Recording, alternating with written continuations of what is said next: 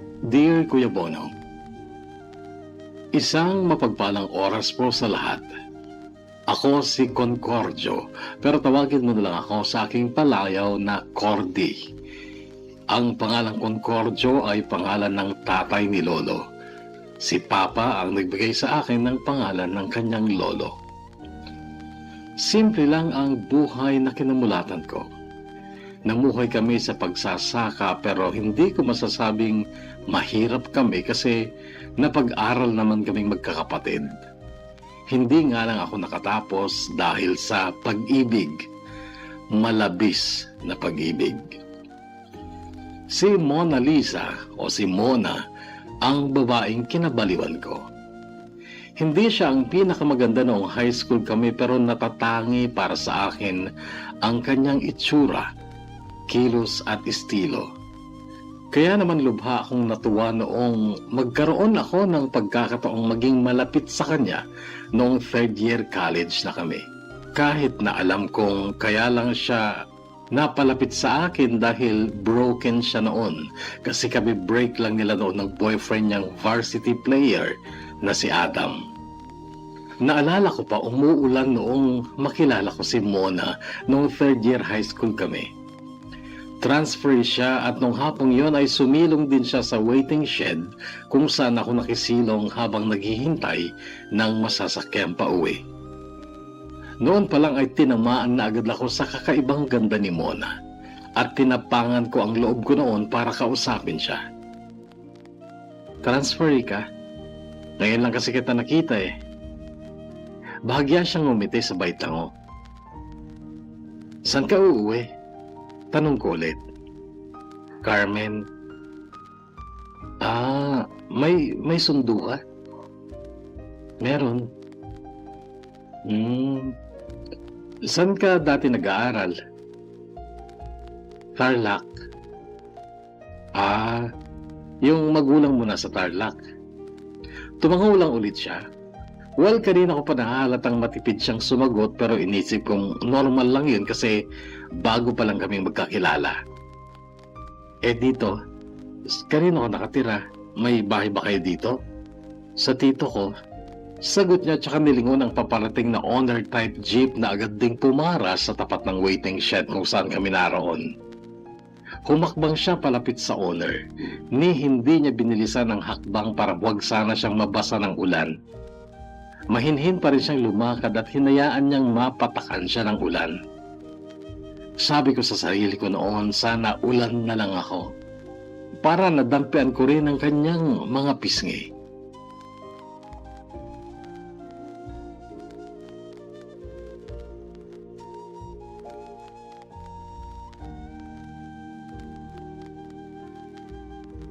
Hindi pa uso ang cellphone nung high school kami, Kuya Bono, kaya't sa sulat ko diraan ang panliligaw ko kay Mona kahit na iisang school lang kami. Sa post office ko talaga pinapadala ang sulat ko para mas malakas ang dating. Kaso wala ni isa man lang sa mga sulat ko ang sinagot niya. Masakit man noon, Kuya Bono, ay tinanggap ko na lang na hindi siya para sa akin. Nag-enroll ako ng BS Criminology sa Arroyo University sa Cabanatuan City pero third year pa lang ako ay nasangkot na ako sa gulo at hindi ko inaasahan na napakalaking grupo pala yung nakaaway namin. Isa sa mga kasama ko ang naospital dahil sa inabot na bugbog mula sa mga kaaway namin. Nag-alala ang mga magulang ko para sa akin kaya't noong sumunod na semestre ay inilipat nila ako sa Tarlac City. Sa TSU at doon ay pinagpatuloy ko ang aking kurso dahil gusto ko noon ang maging isang pulis.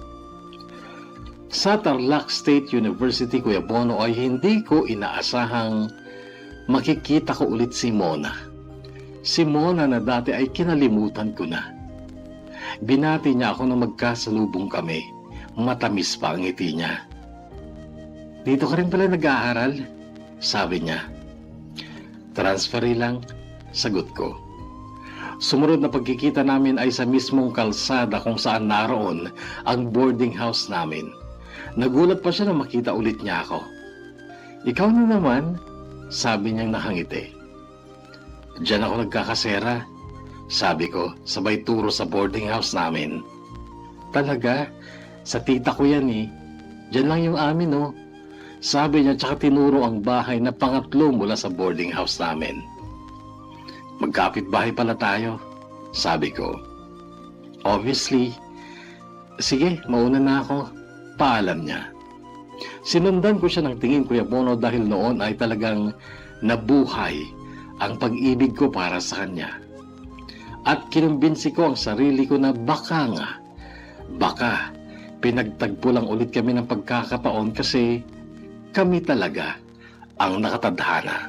Nais kong ipagtapat sa'yo, sana'y dinggin mong lihim ng puso kong ito. Nasa second floor ang kwarto namin sa boarding house, Kuya Bono, pero dati ay hindi ako mahilig tumambay sa terrace. Pero mula nung malaman kong kapitbahay ko lang pala si Mona, ay naging tambayan ko na ang terrace. May isang araw na natanaw ko siyang parang may kaaway na matandang lalaking lasing. Alcoholic yung matandang yan eh. Narinig kong sabi ni Anton noong makita niyang pinapanood ko si Mona. Sino ba yan? Tanong ko. Tatay yata ng babae. Si Mona. Mona ba pangalan ng chicks na yan? Oo. Niligawan ko yan dati. At liligawan ko ulit. Sabi ko na tinotoo ko, Kuya Bono, at sinimulan ko yon sa pagsusulat sa bond paper ng mga short messages sa malalaking letterings. Tapos aabangan ko si Mona. Pang-umaga kasi siya pag MWF at dumadaan siya sa harap ng kasera namin ng alas 7:30. Maglalakad papuntang kanto kung saan naroon ang mga tricycle na maghatid sa kanya sa TSU. Unang letterings na sinulat ko sa bond paper nung umaga ng Lunes na yon ay good morning, ingat. Noong padaan na siya ay tinawag ko ang pangalan niya. Lumingon naman siya, then pinakita ko ang hawak kong bond paper na may good morning, ingat. Napangiti siya, Kuya Bono, at ang ngiting yon ay maghapon na nagpaligaya sa akin. Sa iyong ngiti ko'y nahuhumaling, at sa tuwing ikaw ay gagalaw, ang mundo ko'y tumitigil para lang sa'yo. Ang awit ng aking puso, sana'y mapansin mo rin ang lihim kong pagtingin. Umaga ng Wednesday, I still love you ang sinulat ko sa bond paper, at nung duman siya ay tinawag ko ulit siya. At nung lumingon ay pinakita ko sa kanya ang sulat ko sa bond paper. Nung una ay nakangiti siya, pero nawala ang ngiti niya nung mabasa niya ang sinulat ko. Biyernes ng umaga ang letterings ko naman ay hindi kita nalimutan. Yun lang, at pinabasa ko ulit yun sa kanya nung dumaan siya nung umaga. Wala ulit siyang expression, parang wala lang sa kanya ang mga pinababasa ko. Nawawalan na ulit ako ng pag-asa noon, Kuya Bono, kaya tinigilan ko na ang pagsusulat ng mensahe sa bond paper.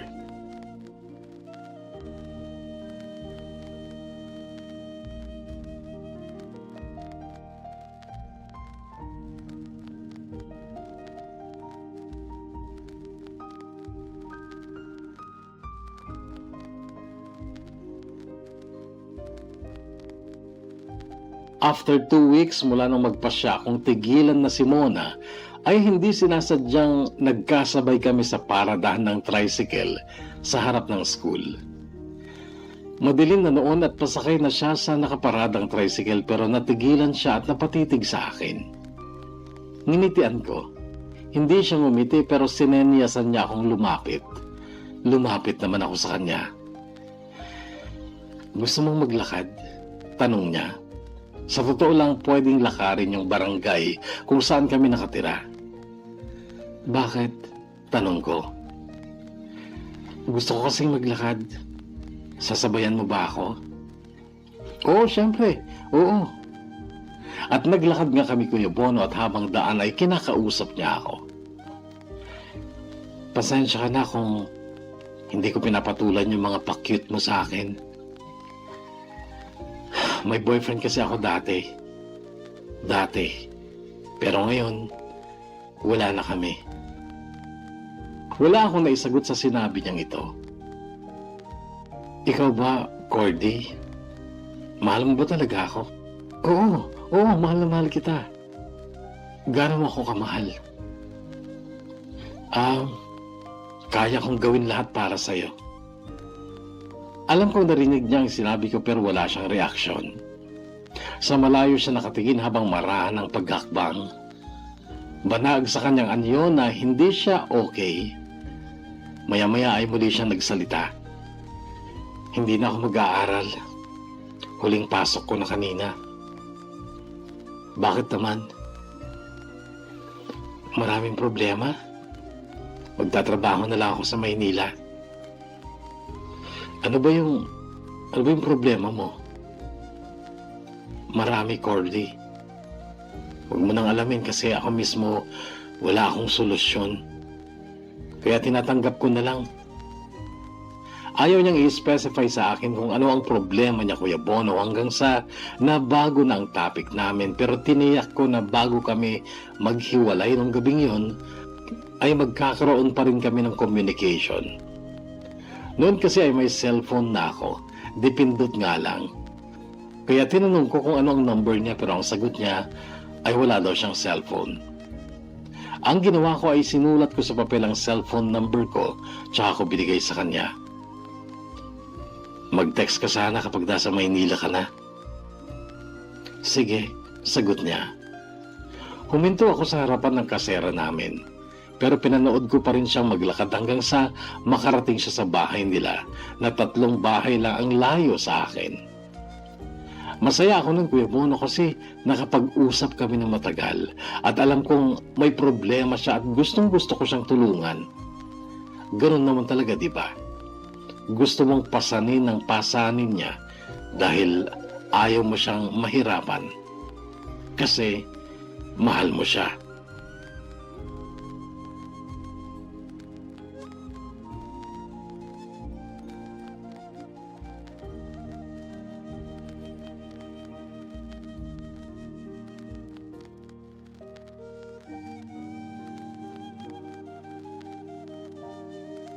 Pang-umaga ako kinabukasan kaya't hindi ko naabangan ang pag-alis ni Mona. Pero habang nasa school ako ay siya ang laman ng isipan ko. Maging ang mga sumunod na araw at gabi. At makaraan ng 3 linggo ay nakatanggap ako ng text mula sa bagong number at ganito ang mensahe. Cordy, si Mona to. Sana nandito ka. Kailangan ko ng kasama. Tumakbo ako palabas ng kasera para magpa-load upang ma-replyan ko siya. At nung may load na ako ay tinawagan ko siya pero iba ang boses sa kabilang linya. Sinabi kong si Mona ang hinahanap ko. Pinaghintay niya ako dahil pupuntahan daw niya si Mona sa kwarto nito. Nakitext lang pala siya. Agad gumapang ang saya sa puso ko nung marinig ko ang tinig ni Mona. Kumusta ka dyan? Tanong ko. Mahirap, pero kinakaya ko. Mona, seryoso ka ba? Gusto mo akong pumunta dyan para samahan ka? Oo, kung gusto mo kaso, nag-aaral ka. Pupunta ako, Mona. Hintayin mo lang ako. Sure ka? Oo, sa Lunes ng umaga, luluwas ako. Sabihin mo lang sa akin kung saan ka. Pupuntahan kita. Sinabi nga niya, Kuya Bono, at nung sumapit ang Biyernes ay umuwi ako sa amin at pagsapit ng Linggo ay binigay na sa akin ang allowance ko pati ang pambayad sa mga projects na gawa-gawa ko lang. Liban doon ay humingi pa ako sa kuya kong panganay. Kakailanganin ko talaga ng pera kasi pupuntahan ko si Mona sa Maynila. Dinala ko lahat ng damit ko sa kasera, Kuya Bono, liban sa uniform. Alam kong mali na iwanan ko ang pag-aaral ko lalo na't 2 buwan na lang at matatapos na ang 3 taon ko sa kolehiyo.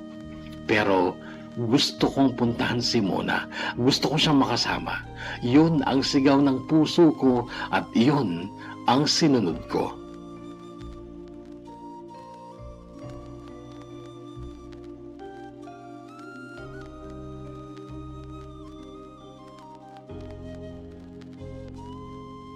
Sa Taguig ko pinuntahan si Mona. Day off niya noon. Sa isang sikat na fast food siya napasok ng trabaho. Sa tulong ng kaibigan niya si Donna ay nakakuha siya ng kwarto sa boarding house kung saan nakatira din si Donna kasama ang live-in partner niya. Doon na nakatira si Mona noon kahit hindi pa siya nakakabayad ng advance na required daw sana ng landlady, pero si Donna raw ang naggarantiya sa kanya na magbabayad siya kapag nagsweldo ito. Mukhang basang sisiw si Mona sa maliit na kwartong yun na papag, isang unan at isang kumot lang ang laman. Ang mga damit niya ay nakalagay lang sa kanyang malaking bag. Mukha akong kawawa dito, Cordy. Wala akong kagamit-gamit at madalas ay nakikikain lang ako kila Donna. Pero madalas, hindi na ako kumakain. Malungkot niyang kwento hanggang sa bigla siyang napatayo sa katre kung saan siya nakaupo noong may babaeng may edad na ang dumating. Ay, Aling Azon, ito po si Cordy, boyfriend ko po. At dito na rin po siya titira. Nagulat ako sa narinig kong pakilala ni Mona sa akin sa kanilang landlady. Cordy, ito si Aling Azon. Siya ang landlady natin. Ang magandang hapon po. Bati ko. Kayong dalawa, alam mo ng mga magulang nyo na magsasama kayo dito? Opo, halos sabay namin sagot ni Mona. O sige, Mona, sumweldo ka na ba? Yung paunang bayad mo, kailan mo ibibigay? Magkano po ba yun? Tanong ko. 1,500 lang sana. Pero since dalawa na kayo, 2,000 na ang monthly nyo dito. Pwede po ba magpauna muna ako ng 1,000? Sabi ko. Sige, pero sa due date mo muna ha, 3,000 ibabayad mo sa akin kasi naka-isang buwan ka na nun. Tapos yung balanse nyo na 1,000 kaya 3,000 lahat. Sige po, Aling Azon, sagot ni Mona. Noon ay binigay ko ang 1,000.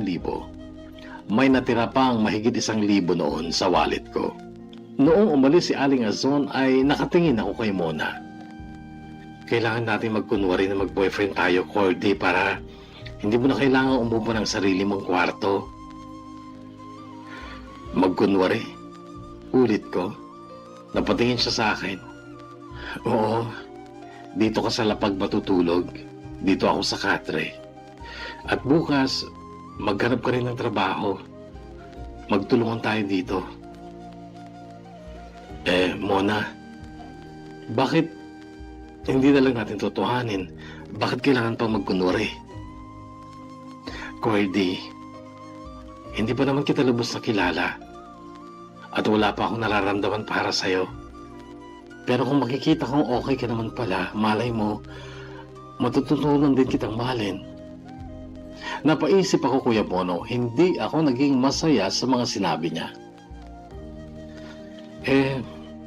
Kung ayaw mo ng ganitong setup, Cordy, di bumalik ka na lang sa Tarlac. Mag-aral ka na lang. Hayaan mo na lang ako dito. Total, 1 linggo na lang naman ako magtitiis. After 1 week, susweldo na ako. Ipadala ko na lang sa iyo yung 1,000 binayad mo kay Aling Azon. Sa totoo lang, hindi naman talaga ako masaya na iniwan mo yung pag-aaral mo, Cordy eh. Sayang yon.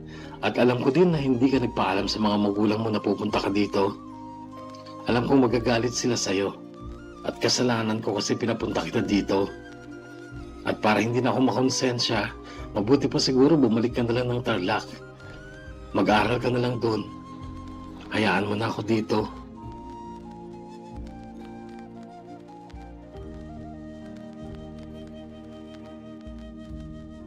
Pinag-isipan ko ang sinabing yun ni Mona, Kuya Bono. Tama naman talaga siya. Hindi ko dapat isakripisyo ang pag-aaral ko. Pero ang puso ko pa rin ang sinunod ko. Hindi ako bumalik ng Tarlac. Hindi ko iniwan si Mona. Pakiramdam ko kasi noon ay sinusubok lang niya ako kung talagang hanggang saan ko kayang magsakripisyo para sa kanya.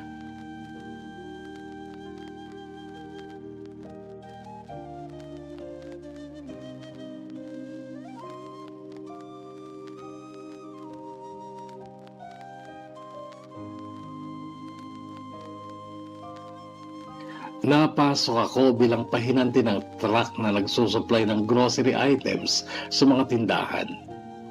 Magaan lang naman ang trabahong yun, Kuya Bono, kasi tatluhan naman kami. Driver, sales agent at ako na pahinante. Katulong ko din naman lagi ang driver kapag marami kaming binubuhat. Noong mga unang araw namin ni Mona, mahirap talaga lalo na noong maubos na ang natirang pera ko. Siya ay nakikikain pa rin noon kila Donna at ako ay kumakain sa labas. Noong magsweldo na kaming pareho ni Mona ay bumili kami ng mga gamit sa aming kwarto. Isang buwan din akong natulog sa sahig na walang sapin, walang kumot at ang bag ko lang ang aking unan. Kalahati ng sinweldo ko noon ay pinambili ko ng mga gamit namin, pati gamit sa kusina, kalan, gasol at kung ano-ano pa. Masaya ako noon na parang nagbabahay-bahayan kami ni Mona. Pero mas lalo akong sumaya noong isang gabing matutulog na sana kami. Naglatag na ako ng banig sa sahig pero narinig kong nagsalita si Mona. Hoy, baka gusto mo na dito sa papag, sa tabi ko. Nagdiwang ang kalooban ko noon, Kuya Bono, at pakiramdam ko noon ay nasa mood si Mona. At bilang lalaki ay hindi ko naiwasan ang tawag ng laman na kay tagal ko ring tiniis. Nagsimulang maglikot ang mga kamay ko. Pinatong ko ang kamay ko sa tiyan ni Mona, hindi siya nag-react. Itinaas ko ang kamay ko sa dibdib niya pero inalis niya ang kamay ko. Oy, Cordy, hindi pa tayo. Pwede sagutin mo na ako para tayo na. Sige, sinasagot na kita. Noon din, Kuya Bono, ay hinagkan ko siya sa mga labi niya. Naramdaman kong gumanti siya sa halik ko at ang halik na yon ay nauwi sa alam mo na. At masaya ako noon, Kuya Bono, dahil nalaman kong ako ang nakauna sa kanya.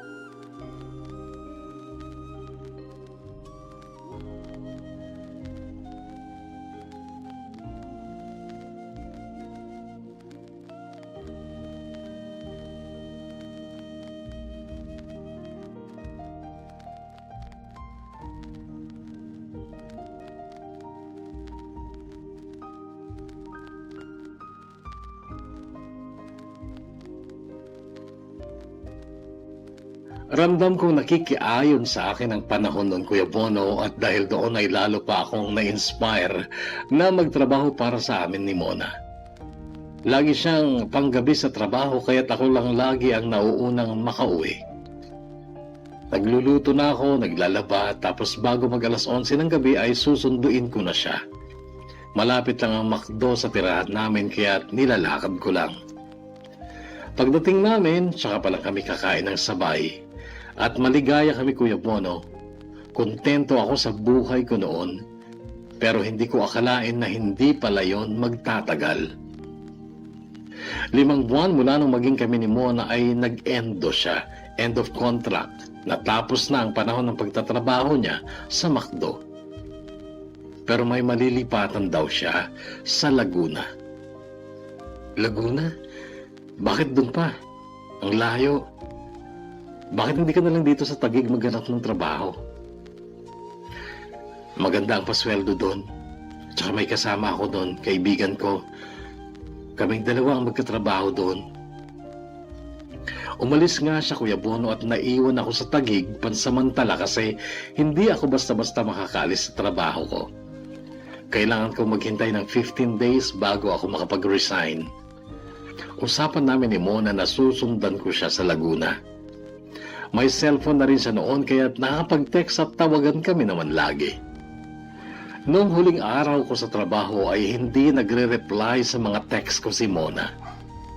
Noong matapos ang ruta namin ay nagpa-load ako at tinawagan ko siya. Noong una hindi siya sumasagot at pasado alas 9 na ng gabi nung tanggapin niya sa wakas ang tawag ko.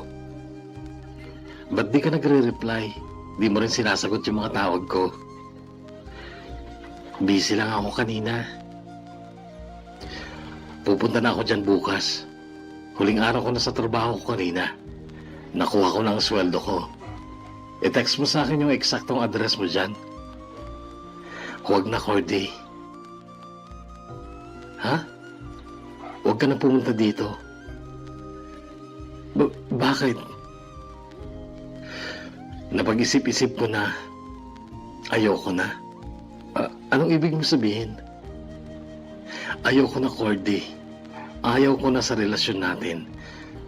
Kalimutan mo na ako. Kinulit ko pa siya, Kuya Bono. Inalam ko kung ano talaga ang totoong dahilan at ang sabi niya, sinikap kong pag-aralan na mahalin ka, Cordy. Pero mula nung nandito na ako sa Laguna, naramdaman ko na mas masaya ako pag wala ka. I'm sorry. Sinubukan kong mahalin ka talaga pero hindi ko na kaya, Cordy. Kaya kalimutan mo na ako. Salamat na lang sa lahat.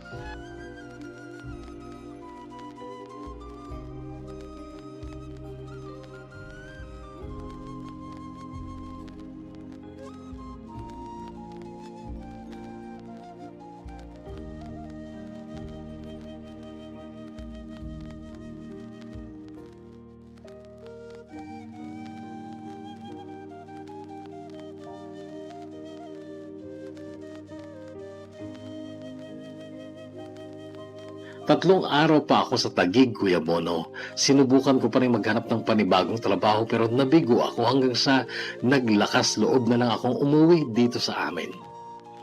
As expected, galit na mga magulang ko sa akin pero nang magtagal ay lumamig din ang ulo nila sa akin. Bumawi na lang ako noon sa pamamagitan ng pagtulong kay Papa sa mga gawain niya sa bukid kahit na noon ay inaaya ako ni Kuya Rudy. Ang panganay namin na pag-aralan ko daw ang magmekaniko ng motor dahil yun ang negosyo niya. May tindahan din siya ng mga spare parts and accessories ng mga motor sa bayan. Tapos may service center din siya. Si Cardo, walang kaalam-alam dati sa pagmemekaniko, natuto. E di kumikita na ngayon ng 500 hanggang 1,500 kada araw. Sabi pa sa akin nun ni Kuya Rudy, si Cardo, Kuya Bono, ay pinsang buo ko. Siya ay bunsong anak ng panganay na kapatid ni Papa. Ulilang lubos na siya. Hindi nakapag-college si Cardo at dati ay nagbubukid din lang siya pero gumanda nga ang buhay niya mula nung matutong magmekaniko ng motor. Si Cardo ay hindi ko lang pinsan kundi best friend ko din noong elementary at high school kami.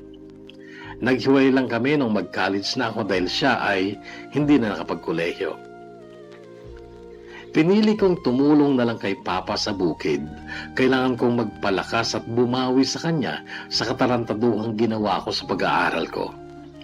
Nagbabakasakali ako noon na baka pag-aralin ulit ako. Malungkot sa bukid, Kuya Bono, kahit abala ang katawan mo sa trabahong kalabaw pero ang isip mo ay naglalakbay naman at oo, laman pa rin lagi ng isipan ko si Mona. Hanggang noon, Kuya Bono, ay mahal ko pa rin siya at nahihirapan pa rin ako natanggapin na wala na kami, na hindi na siya sa akin, na iniwan niya ako. Sa aking pag-isa, ala-ala ka, bakit hanggang ngayon ay ikaw pa rin sinta?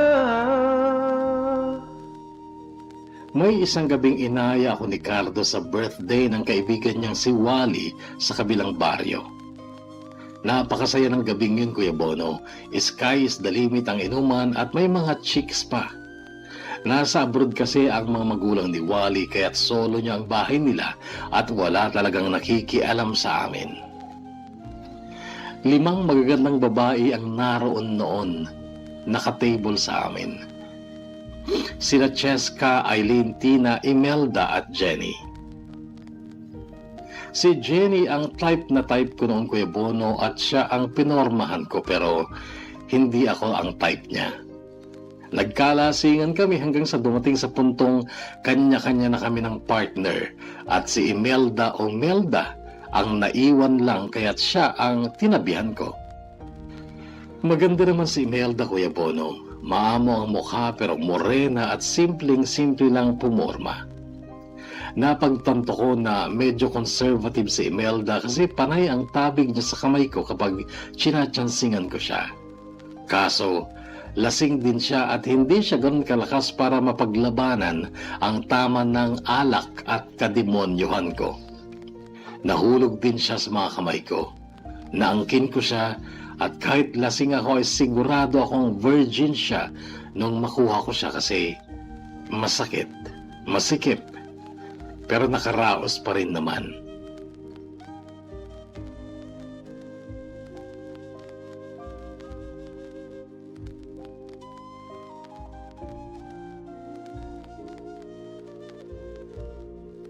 Magkatabi kami ni Melda sa magdamag na yon.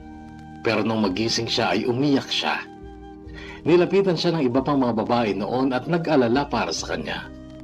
Hanggang sa tawagin ako ni Cheska at ang sabi niya, "Hoy Cordy, panagutan mo yung ginawa mo kay Melda." "Ano? Pareho namin ginusto yun.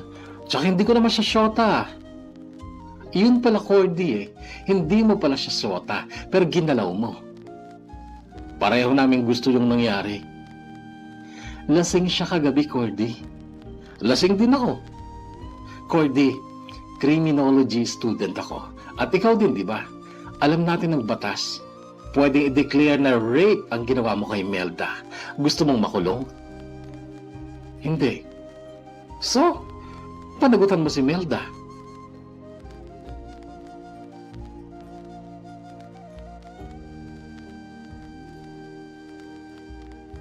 Kaming mga lalaki naman noon ang nag-uusap-usap at doon ko nalaman na hindi kagaya ng ibang babae si Melda. Conservative daw talaga si Melda at hindi siya kagaya ng mga kaibigan niya na game sa lahat. Mahirap kalabanin si Cheska, tol. Pulis ang tatay nun. Kaya wala kang choice kundi panagutan mo talaga si Melda para di na humaba ang problema mo. Pero tol, wala akong feelings para sa kanya. Mabait si Melda, tol. Uliran siyang babae. I'm sure, matututunan mo din siyang mahalin.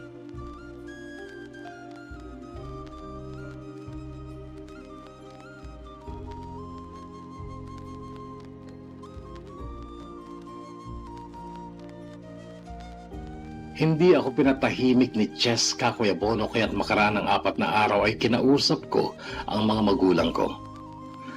Namura ako ni Papa nang matapos akong magkwento. "Ala ka talagang gagawing matino, hinayupak ka, no? Puro problema ang dala mo." "Berting, huwag ka na magalit." Sawata ni Mama kay Papa.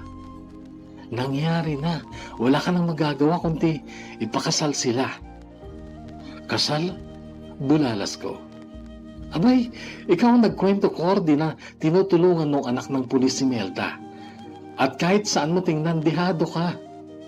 Kaya para hindi na lumaki ang problema, pakasalan mo na."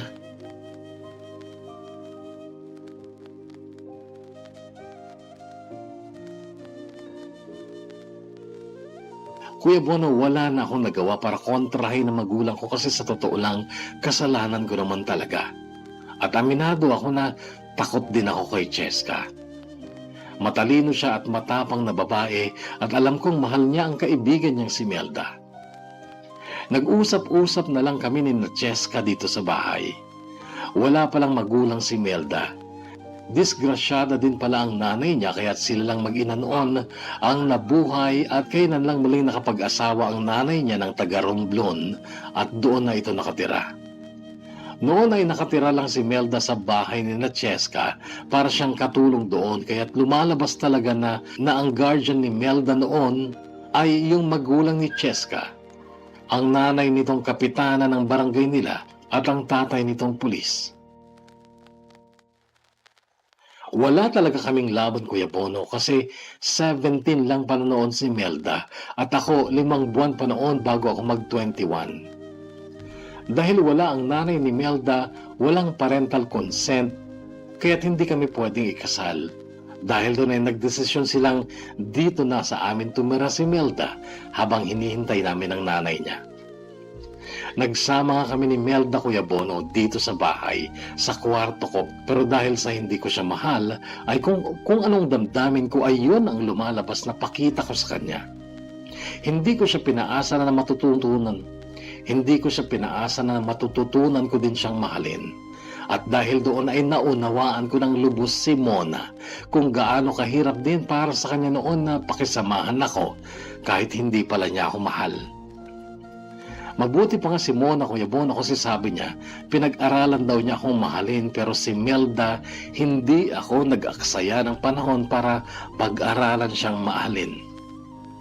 Paglasing ako o nakainom ako, bagay na dumadalas noon kasi nga masama ang loob ko, at kapag gabi, ginagalaw ko siya, total, pakakasalan ko din naman, kahit labag sa kalooban ko. Pero yung sambitin ng salitang I love you sa kanya, never kong ginawa. Kasi nga, totoo lang ako sa sarili ko. Hindi ko siya mahal. May iba akong mahal.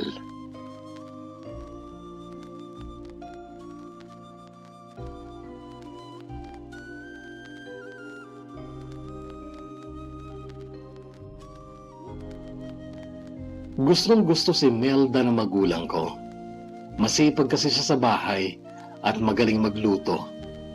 Aminado ako na lagi akong may ganang kumain dahil sa masasarap na luto ni Melda.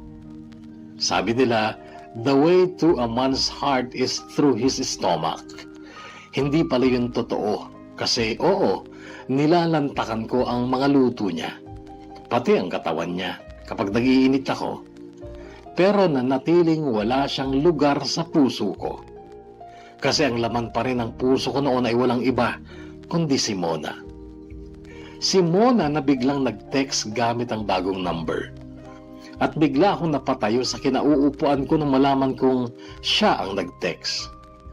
Nangungumusta lang nung una hanggang sa tanungin niya kung nasaan ako.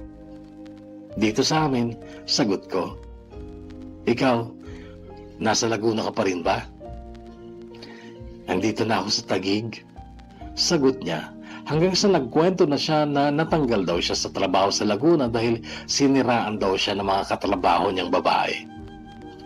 Naging simula ulit yun ang communication namin ni Mona, Kuya Bono, at inaamin ko na dahil sa mga text niya ay sumasaya ang bawat araw ko.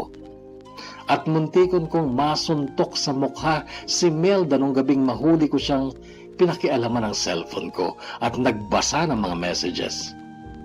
Namura ko siya noon, Kuya Bono. Pakialamera ka, sabi ko pa. Umiyak siya noon. Alam kong hindi dahil sa namura ko siya, kundi dahil sa mga nabasa niyang panunuyo ko kay Mona. Alam kong nagselos siya. Nasaktan siya pero wala akong pake.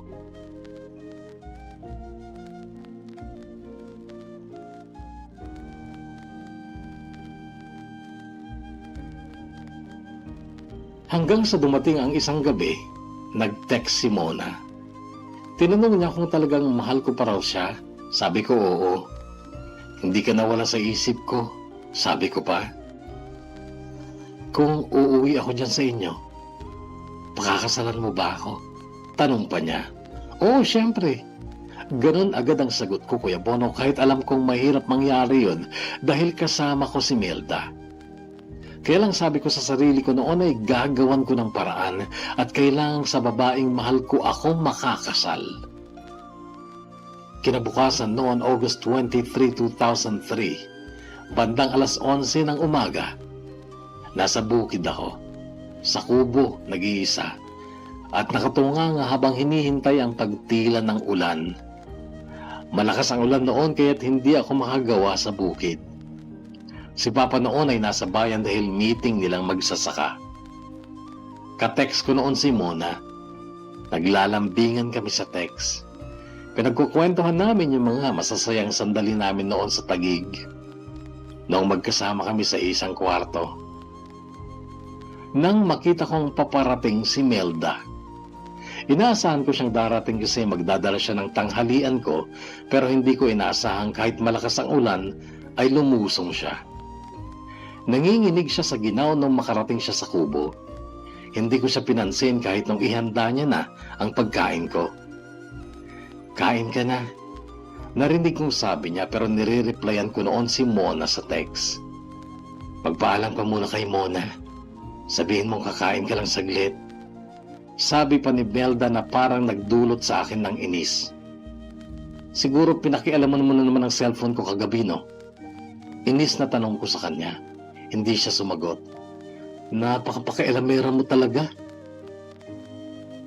Pasensya ka na, Cordy. Oo. Nabasa ko lahat ng messages sa cellphone mo kagabi. Pero huwag kang mag-alala. Dahil mula ngayon wala nang makikialam sa'yo.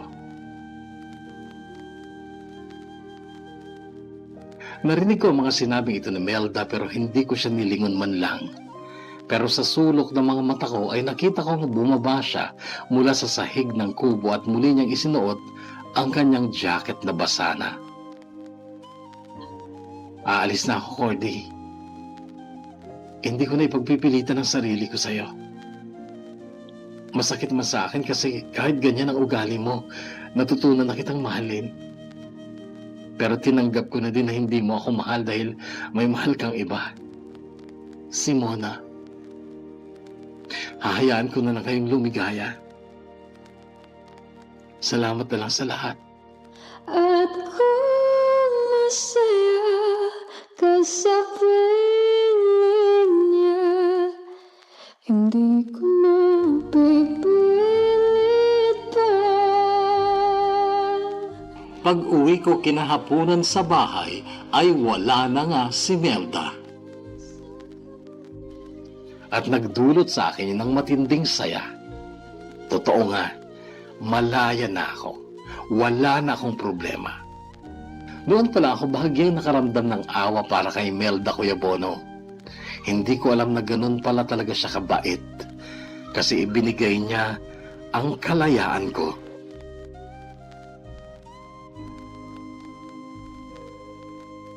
Kinabukasan pa ay hinahanap din si Cardo. Nawawala daw. Hindi daw pumasok sa trabaho ayon sa kuya ko at hindi pa rin daw umuwi. Tapos nagkaroon na ng haka-haka na baka magkasama sina Melda at Cardo. Pumaimbulog sa barangay ang chismis na yon pero wala akong pakialam dahil noon ay excited ako, Kuya Bono, dahil darating na si Mona. Uuwi siya dito sa amin at si Mona, Kuya Bono, ang inapura ko na mapakasalan.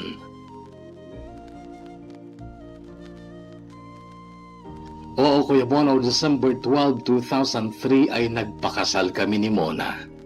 Katatapos lang noon ang anihan kaya't medyo naging engrande ang kasalan namin.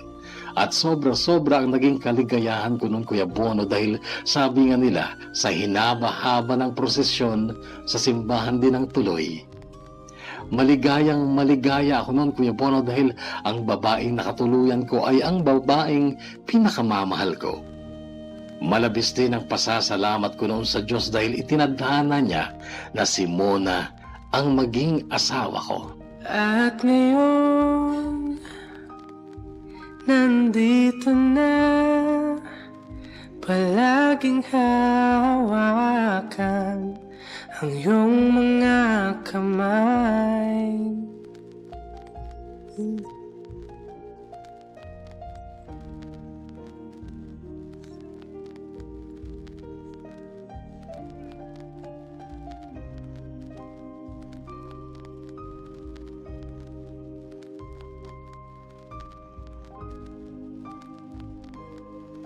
Dumaan ang 15 taon. As in 15 years, Kuya Bono. February 2018 noon, nung mamatay si Lolo Magno. Pero nung unang gabi ng lamay niya ay wala ako dito dahil naka-duty ako sa Kawayan. Security guard kasi ako, Kuya Bono, ng isang bangko at madalas ay pang magdamaga ng duty ko. Noon ay 3 na ang totoong anak namin ni Mona. Yung pangalan na si Steven ay anak ni Mona sa dating boyfriend niya. Isang masakit na katotohanan yun, Kuya Bono, na nalaman ko na lang noong kasal na kami ni Mona. Sumama ang loob ko pero lumipas din lang hanggang sa nagkaroon na rin kami ng mga anak na amin talaga, 3. At ewan ko kung kanino nagmana ang mga lintik naming anak. Kahihinin ng mga utak, wala man lang naiuwi kahit isang ribbon mula sa school.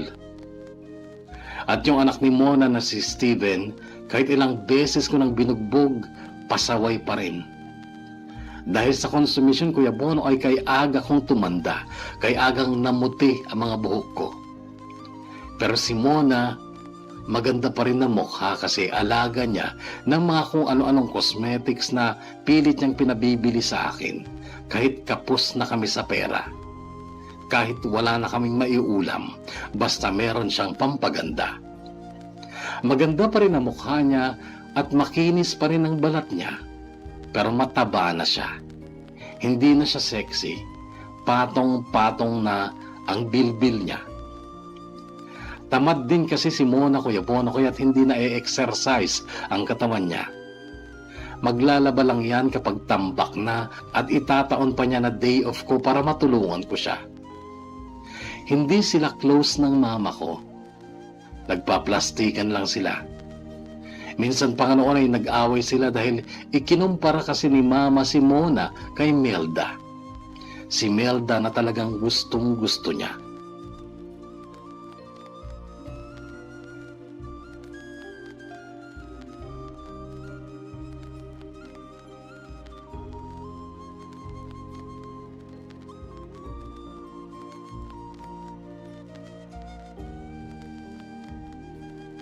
Pangalawang gabi ng lamay ni Lolo Magno ay nandito ako.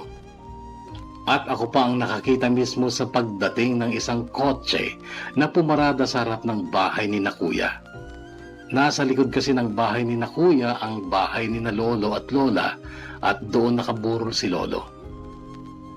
Akala ko nung una ay yung konsehal ng bayan ang lalabas mula sa kotse pero nagulat ako. Noong ang pinsan ko na si Cardo ang nakita kong lumabas mula sa kotse. Agad akong humanga sa kanya dahil maganda pa rin ang pakangatawan niya. Hindi kagaya kong malaki na ang tiyan. Sumaludo siya sa akin nung makita niya ako habang pahakbang siya sa kabilang pinto ng kotse upang buksan ito. At pagkatapos noon ay isang babae ang lumabas mula sa pintong binuksan ni Cardo. Napanganga ako nung makita ko ang babae. Maganda at sexy pa rin ang katawan. Si Melda.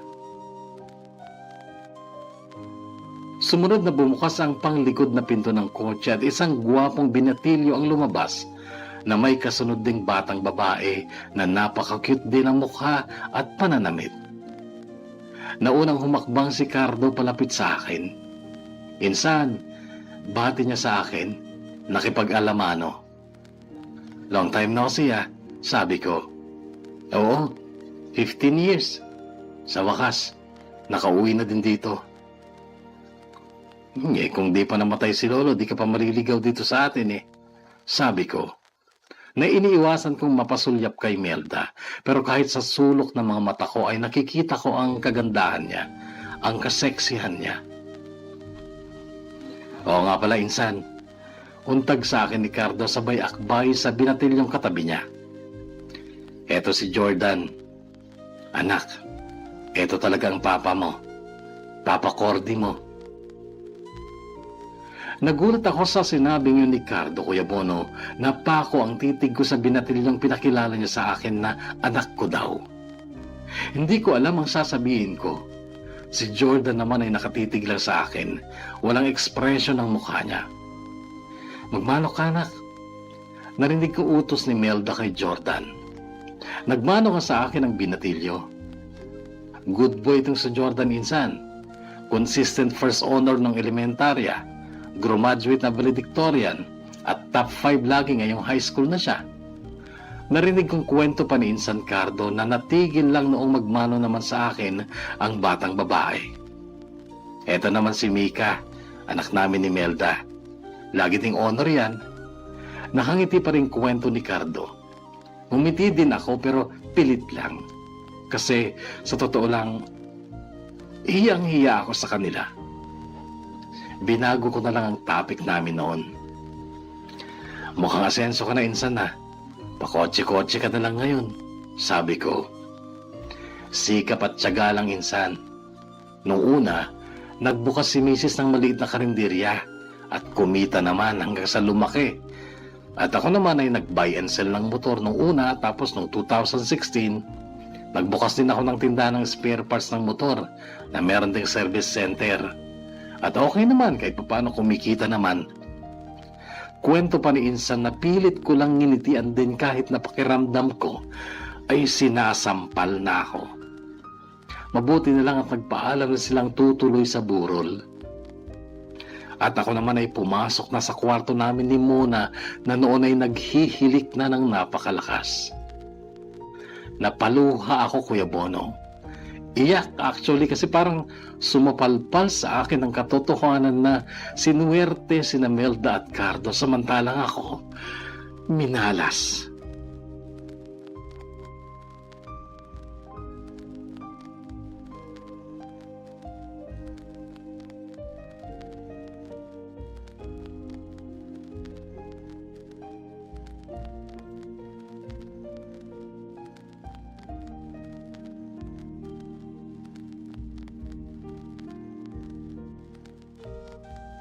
Kinalola sila tumira hanggang sa mailibing si Lolo at nakita ko kung gaano kaayos ang pamilya ni Cardo at Melda, kung gaano kabait at katalino ang mga anak nila. Sinubukan kong ilapit ang sarili ko kay Jordan na anak ko kay Melda pero nabigo ako. Malayo ang loob niya sa akin kahit na kung minsan ay pinagtutulakan na ni Melda sa akin si Jordan pero ayaw pa rin. Nung huling gabi ng lamay ay nalasing ako at kinausap ko ang bata, si Jordan. Kaharap ko din sa inuman noon sina Insan Cardo at ilan pa naming kamag-anak na lalaki at mga kaibigan. Tinanong ko si Jordan noon, "Galit ka ba sa akin?" Tanong ko. Hindi siya sumagot. Blanko ang mukha niya, walang expression. "Anak, tinatanong ko ng papa mo, sumagot ka." Masuyong sabi ni Cardo kay Jordan. Ulitin ko, galit ka ba sa akin? Madiin kong tanong ulit. Hindi po, sagot niya. Bakit ako lumalapit na sa'yo pero lumalayo ka naman? Bakit ha? Kasi po, nagtataka lang po ako. Kasi kung ikaw talaga ang papa ko, bakit wala ka nang lumalaki ako? Bakit si Papa Cardo ang nag-alaga at nagmahal sa akin? Napatungangan na lang ako sa tanong ni Jordan hanggang sa, "Excuse me po, puntahan ko lang po ang kapatid ko." Paalam niya at tuluyan na siyang umalis sa harap ko. Nakatingin sa akin ang mga kainuman ko. Wala silang imik. At ako ay tumayo at umuwi kasi ayaw kong umiyak sa harapan nila.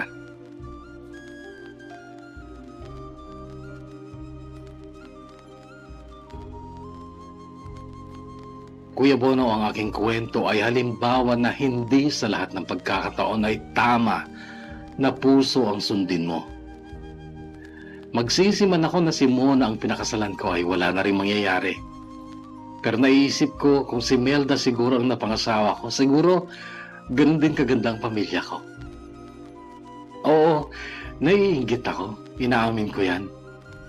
Pero hindi ko naman na maibabalik ang nakaraan.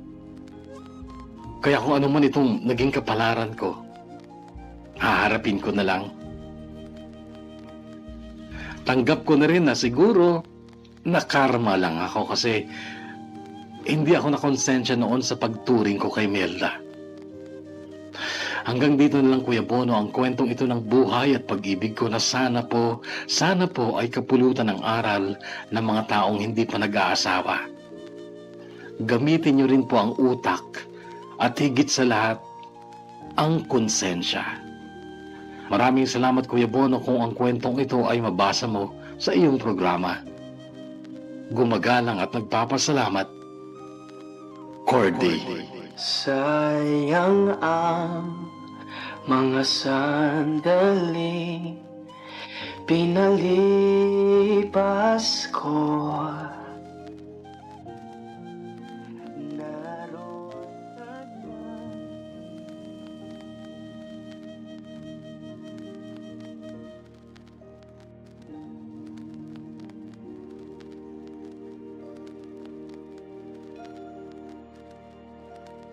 Dear Kuya Bono,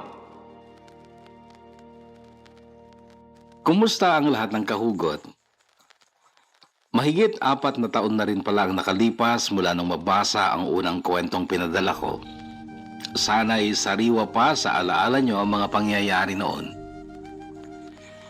Nagtapos ang kwento ko noon na nalulunod ako sa pagsisisi. Sinampal ako ng katotohanang nagkamali ako ng piniling pakasalan. Nagkamali ako na puso ko ang ginamit ko.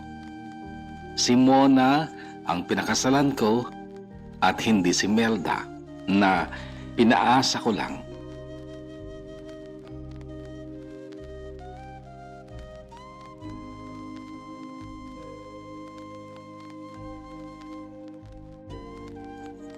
Buhay pa si Lolo Magno nung minsang pagsabihan niya ako habang mag-isa akong umiinom ng alak.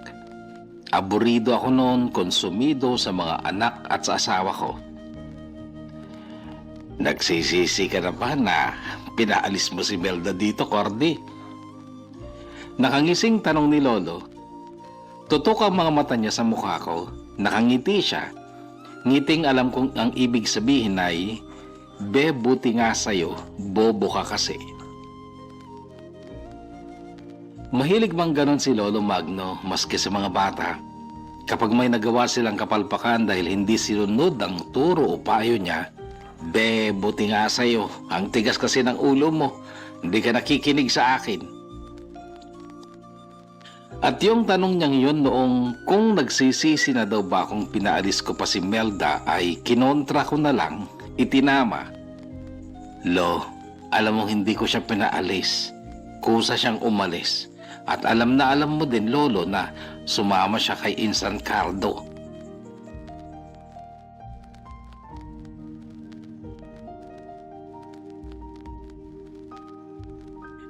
Sabi mo noon, Kuya Bono, hindi dapat pagsisihan kung puso ang ginamit sa pagpili dahil mahal mo ang pinili mo. Lalo na kung totoong lalaki ka.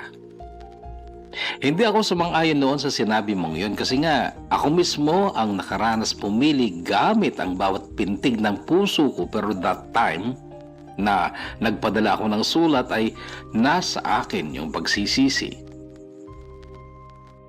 Si Hermenegildo ay kaklase, ka-boardmate at barkada ko nung first year hanggang third year college ako sa Cabaratuan City.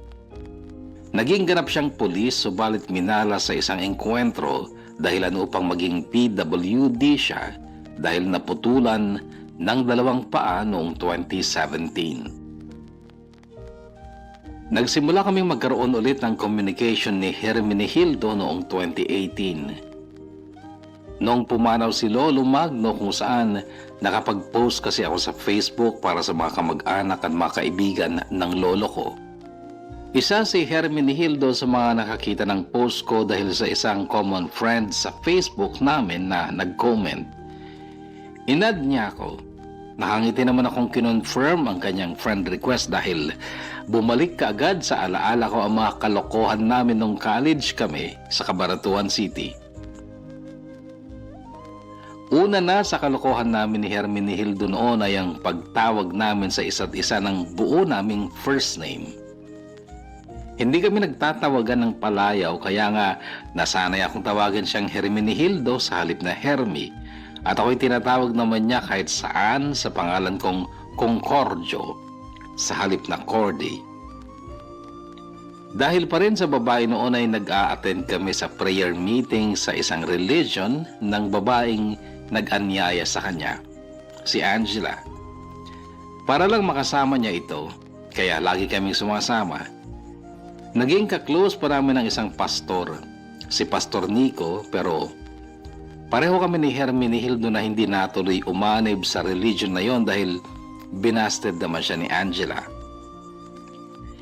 Pero yung galing ni Pastor Nico sa pagbibigay ng sermon o pagpapayo, natutunan ni Hermenegildo. Noong third year na kami, kapag may barkada o ka-boardmate kaming dumadaan sa pagsubok sa buhay o love life, siya ang laging takbuhan para hingan ng payo. Dahil mahusay talaga siya, malalim ang pinaghuhugutan niya at maiengganyo kang makinig sa payo niya.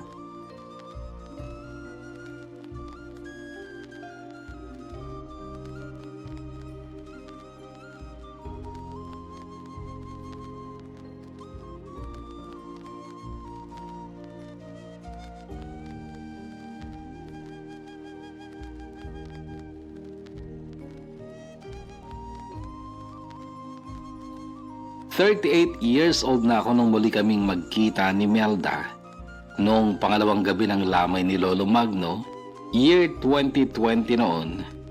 Noon nga ako sinampal ng pagsisisi dahil makaraan ng 15 years, maayos at masaya ang buhay ni Melda sa piling ng pinsan kong si Cardo, while ako noon konsumido at tila dinudusa ng karma. Kung maalala nyo, nung iwanan ako ni Melda, naglaho ring parang bula si Insan Cardo at natural na buo noon ang haka-haka na baka magkasama sila, nagtanan.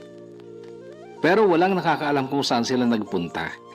Maging ang parents ni Insan Cardo, pati si Lolo Magno na updated sa lahat ng bagay, clueless noon kung nasaan si Cardo. Wala silang alam. Then after 15 years nga, bigla silang nagpakita, magkasama. Di kotse si Insan Cardo, may kasama silang dalawang bata, sina Jordan na noon ay 14 anyos at si Carmel na 11 years old. Guwapo at maganda ang dalawang bata, halatang naalagaan ng maayos, magagalang sila at ayon pa kay Insan Cardo ay laging nasa top ang mga bata sa mga eskwelahan nila. Malaking sorpresa ang simpleng revelasyon ni Insan Cardo noon na si Jordan ay anak ko kay Melda. Hindi ko alam na buntis pala si Melda nung iwanan niya ako. Matino, matalino si Jordan pero ang mga anak ko kay Mona, maging si Steven na anak ni Mona sa ibang lalaki, mga konsumisyon silang pare-pareho. Hindi lang dahil sa mga pasaway sila, matitigas ang ulo kundi mga tamad ding mag-aral kaya't ni minsan ay hindi namin naranasan ni Mona ang magpunta sa eskwela nila para magsabit ng ribbon o medalya. Naiimbitahan lang kami sa eskwela kapag may PTA meeting pero mas madalas nagpupunta kami sa school nila upang makipag-usap sa principal dahil nakagawa na naman ng katarantaduhan ang mga anak namin.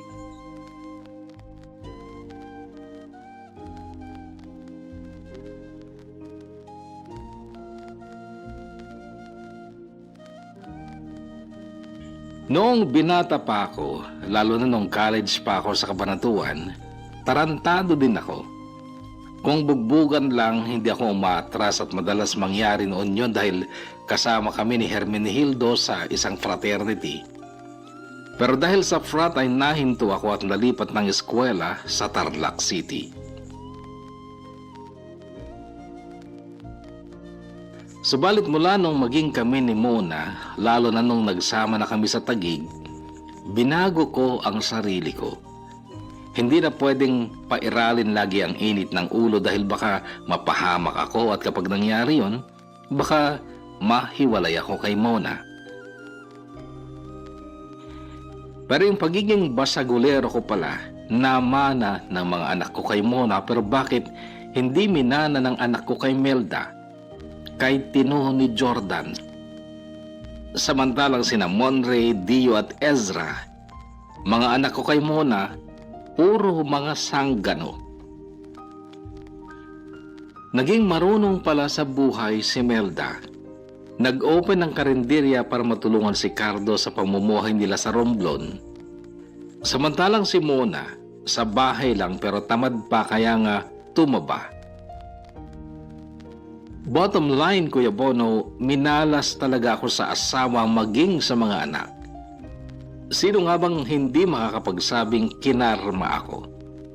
Lahat ng taong nakakilala sa akin, maging ang mga nag-comment noon sa unang kwento ko, nabasa ko ang ilang comment na nagsabing karma is real.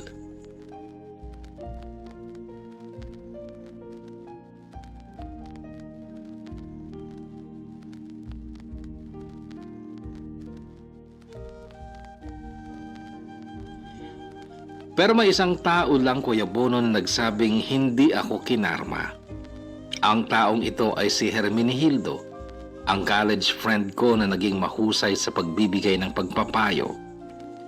Sa chat lang kami sa Messenger nakakapag-usap noong 2018 at natural, nagkamustahan kami at nasabi ko sa kanya na hindi ako okay, kinarma ka ako. Pinagkwento niya ako at sa huli ganito ang sinabi niya. Hindi ka nakarma, Abay. Kinulang ka lang ng tamang diskarte. Hindi rin tama na pagsisihan mong si Mona ang pinili mo dahil lang sa nakita mong mas maayos ang buhay ni Melda at Cardo. Noon, inisip mong tadhana ang gumawa kaya kayo nagkatuluyan ni Mona, di ba? Kaya lang, Abay, ang buhay ninyo bilang mag-asawa, bilang pamilya, ay hindi na pwedeng iasa sa tadhana. Kumilos ka. Gamitan ng tamang diskarte, gamitin mo ang lakas at talino mo. Bata ka pa at kompleto ang katawan mo. Hindi kagaya kung wala ng mga paa. Gamitin mo lahat ng meron ka dahil lalaki ka at ikaw ang haligi ng tahanan nyo. Itama mo ang lahat ng nakikita mong mali.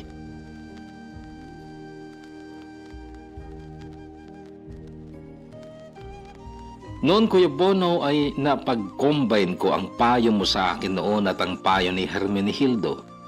Ang sabi mo noon sa chat sa akin, hindi dapat pagsisihan kung puso ang ginamit mo sa pagpili dahil mahal mo ang pinili mo, lalo na kung totoong lalaki ka.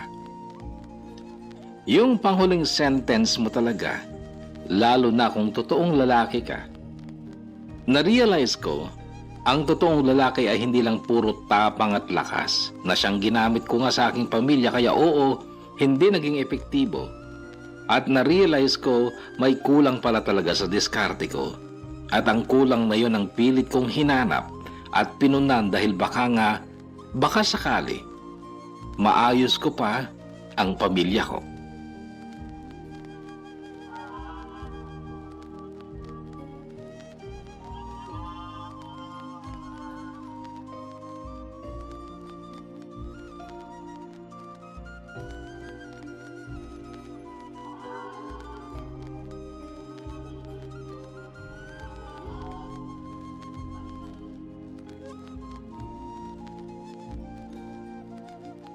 Security guard ako sa bangko sa Kabayanan. Oo nga pala, Kuya Bono, itatama ko lang yung maling pagkakabasa nyo nung part 1 ng kwento ko. Kabayanan po yun, hindi Kawayan. Kawayan po ang nabanggit nyo sa halip na Kabayanan. Ang bayan po namin ay Saragosa, dito sa Nueva Ecija. 1 oras ang biyahe sa Tarlac kung saan kami nag-college ni Mona. Masasabi kong malakas na rin ako sa aming security agency dahil isa ako sa may pinakamaayos na assignment kumpara sa iba, lalo na sa mga bago. Pero may bagong saltang CQ noon sa aming agency, galing siya sa Maynila at dati na ring security guard sa mall. Siya si Edgar at pa-impress siya tuwing meeting namin.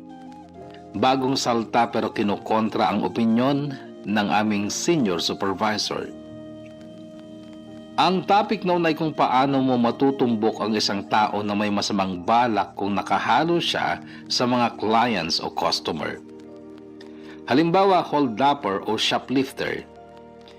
Sabi ng aming senior supervisor, natural tutukan mo ng pansin upang makita ang galaw at katawan lalo na ang kanyang mga mata. Kapag daw malikot ang mata, kahit prenting nakaupo pero kung saan tingin ng tingin na tila naghanap kung saan aatake at kung saan safe tatakas, malamang may masamang balak. Sumang-ayon naman si Edgar pero may dinagdag siya. Ang sabi niya, "Sir, kapag big time na sindikato, nagpapadala sila ng ispya na magmamanman at pag-aaralan yung target na lugar. Ang ispya na yon, hindi mo mahahalata sa unang punta niya. Babalik pa yan, hindi lang minsan kundi madalas. Hanggang sa maging sapat na yung kaalaman niya tungkol sa target. Then, aatake na sila at kasama pa rin yung ispya sa pagsasagawa ng hold up at madalas, sa kanya nakatingin ang mga kasama niya sa oras ng pag-atake.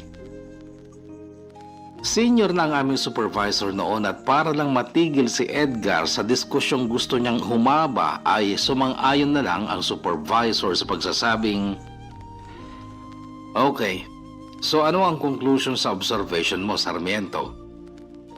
Tumayo pa si Edgar noon, saglit na nagkamot sa batok bago sinabing, "Ang problema, sir, ay hindi mo madedetect sa unang sulyap lang. Hindi po pwedeng i-apply yung first impression para matukoy mo yung suspect. Kailangan mo itong obserbahan, kailangan ng panahon para matiyak." Isang matagal na ring CQ na kagaya ko ding naka-assign sa isang bangko ang sumabad. "Sir, mawalang galang na lang po. Baka po nakakalimutan nyo na security guard lang tayo, hindi tayo NBI. Maliit lang ang sweldo natin. Bakit pa natin gagawing komplikado ang trabaho natin?" Halatang napikon si Edgar at ang sagot niya, "Yan ang problema. Nilalang mo lang ang trabahong nagpapakain sa iyong pamilya. Kaya mababa ang tingin sa atin dahil sa mga taong kagaya mo. Hindi ka solusyon sa problema kundi isa ka sa mga problema." Natameme si Lopez pero ngingiti at bumubulong sa katabi. Umupo na rin si Edgar at ang supervisor naman ay muling nagsalita. "Tama naman si Sarmiento, Lopez, pero hindi ko rin sasabihin na mali ka dahil tama ka. Mababa ang sweldo natin pero kasalanan natin, di ba? Kung college graduate sana tayo, edi baka police din tayo ngayon o baka NBI nga. Kaya lang, walang maitutulong sa atin kung patuloy nating ikukumpara ang trabaho o buhay natin sa iba. Baka masaktan lang tayo. Kung gusto nyong umangat ang buhay nyo at tumaas ang tingin ng tao sa inyo, mag-resign kayo. Magbago kayo ng trabaho kung kaya nyo. Pero kung hindi nyo kaya, wala kayong makitang ibang trabaho, edi sama-sama tayong tatanda dito sa mundo ng mga sikyo." Akala ko nun, Kuya Bono, ay tapos na ang meeting. Dismiss na kami pero tumayo pa si Edgar at ang sabi niya, "Depende lang kasi sa pangangailangan yan. Ako, isa lang ang anak namin ng misis ko kaya kasya ang kita ko sa pagiging sikyo. Wala na akong balak maghanap ng ibang trabaho kaya pinagbubuti ko na lang ang trabaho ko. Minamahal ko ang trabahong ito. Pinapakita ko sa anak ko na kahit security guard lang ako ay ang trabahong ito ang magpapatapos sa kanya sa kolehiyo at ang pagsi-security guard ko ang magbibigay sa kanya ng magandang kinabukasan."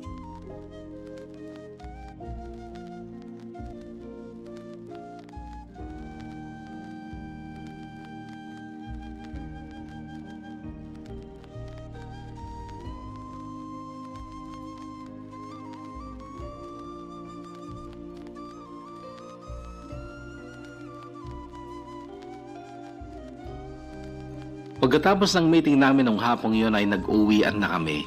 May meeting ulit kinabukasan ng umaga para naman sa mga sikyo na panggabi. Pagdating ko ng bahay, may dinatnan akong problema.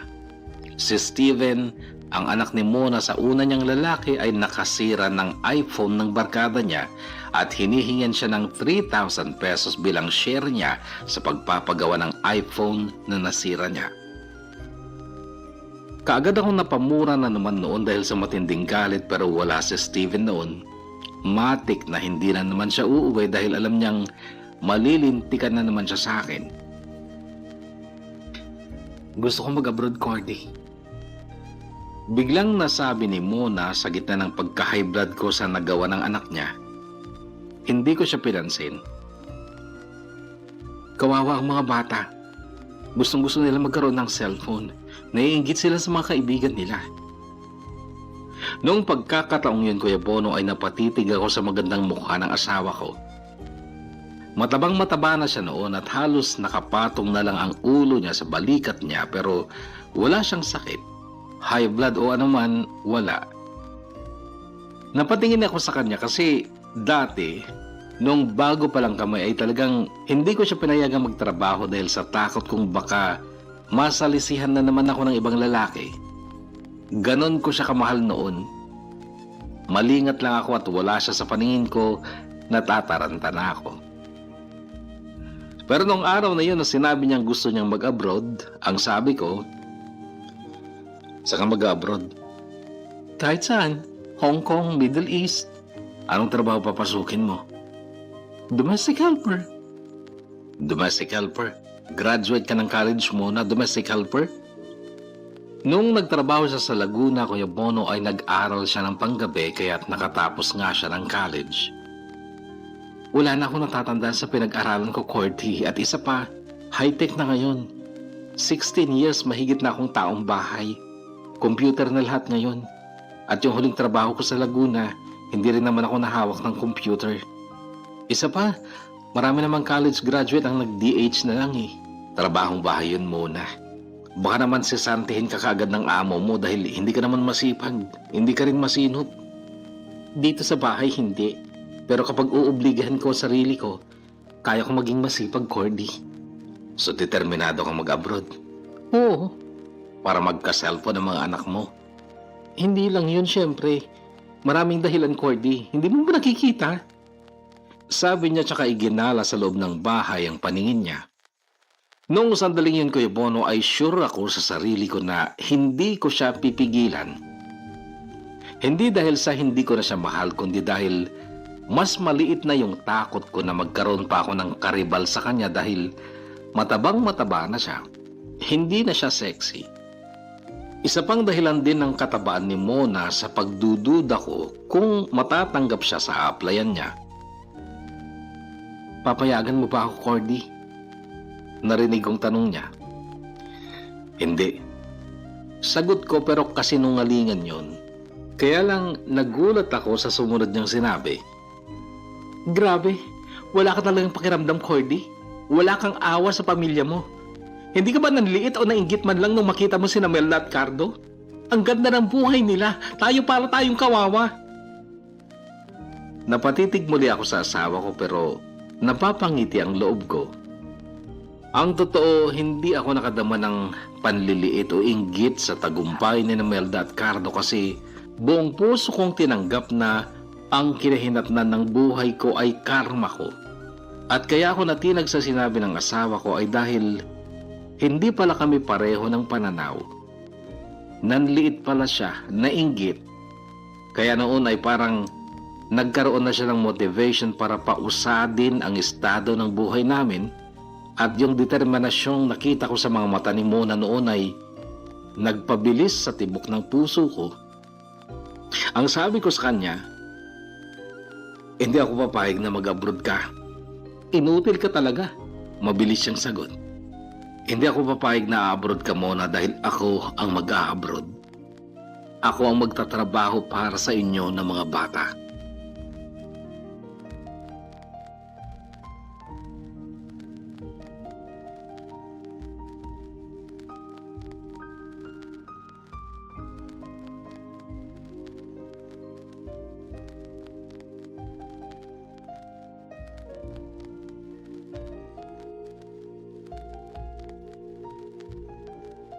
Si Steven nung gabing yun ay sinundo ko sa bahay ng kaibigan niya. Ang tapang ng mukha ng bata. Noong mapilitan itong harapin ako, parang lalaban. Akala siguro niya, bubugbugin ko na naman siya sa harap ng kaibigan niya. 15 anyos lang si Steven noong 2020, pero malaking bulas siya. Sa daan nung pauwi na kami ay biglang bumuhos ang malakas na ulan at dahil nakasingle kami ay sumilong kami sa simbahan. Mabuti na lang at bukas ang pintuan sa gilid ng simbahan. Pumasok kami at ako'y umupo sa unang upuan. Si Steven ay sa likuran ko pumwesto. Nakatitig lang ako sa altar. Sa utak ko ay nag-hello lang ako kay Lord. Marunong ako magdasal, Kuya Bono, pero hindi ako pala simba.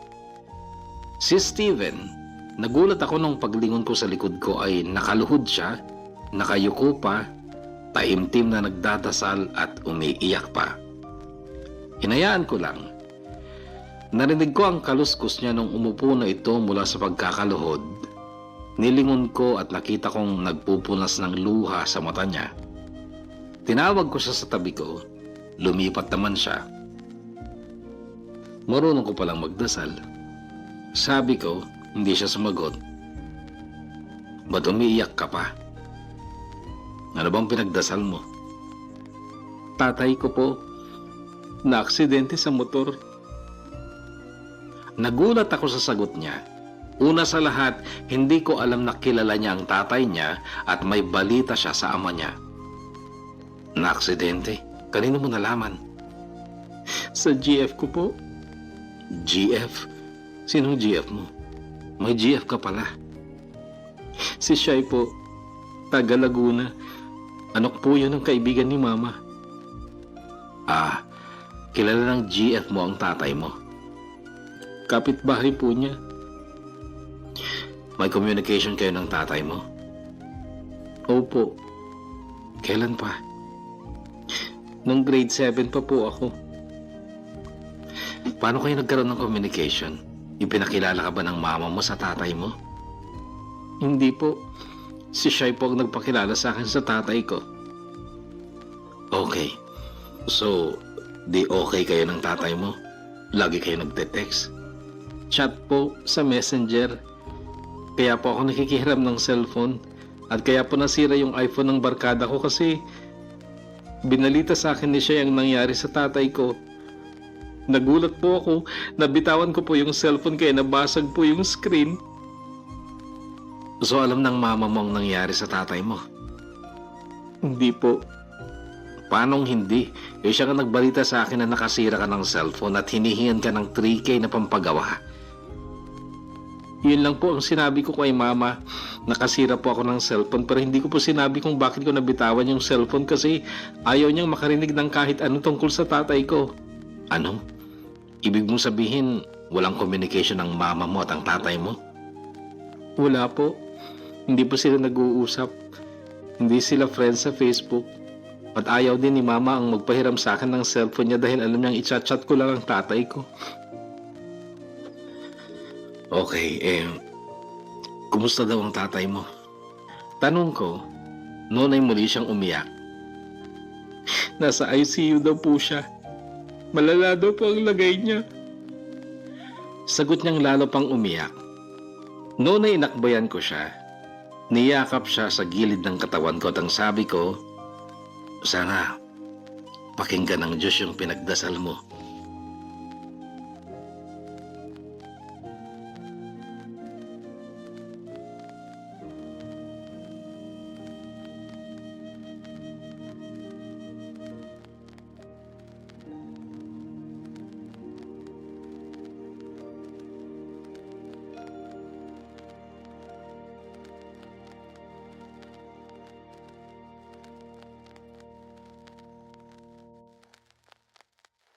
Namatay ang tatay ni Steven.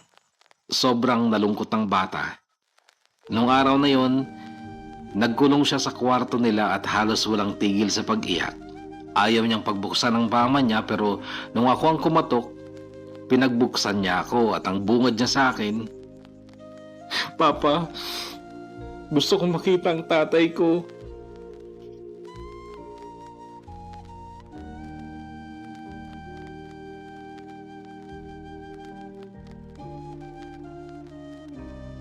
Nangutang ako ng pera para makapunta si Steven sa Laguna. Kasama ako. Last night na nang lamay nung dumating kami. Nakilala ko din si Shai na maganda, matalino at matapang na bata. Si Shai ang nagpakilala kay Steven sa lolo at lola ni Steven, pero ang asawa ng tatay niya ay naging napakabait din kay Steven. Inilapit nito si Steven sa mga kapatid nito sa ama.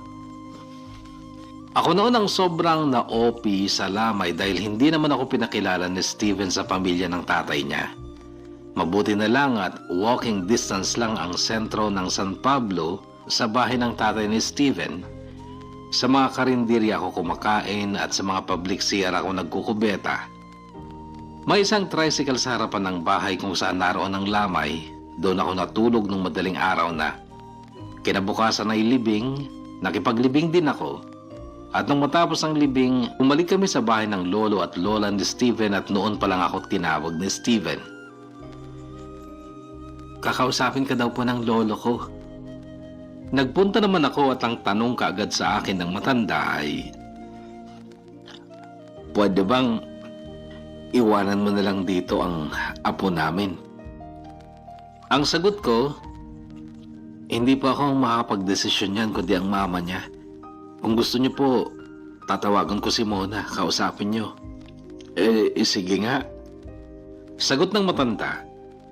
Inilabas ko ang cellphone ko at hinanap ko sa phone book ko ang number ni Mona pero lumapit si Steven. Humawak siya sa kamay kong may hawak ng cellphone at ang sabi niya, Papa, wag na po. Sasama po ako sa inyo sa pag-uwi ng Saragossa.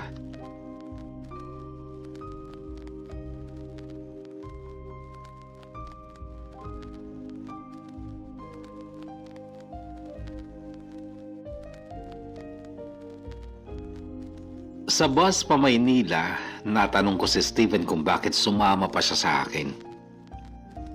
Sabi ko, maganda at malaki yung bahay ng lolo mo.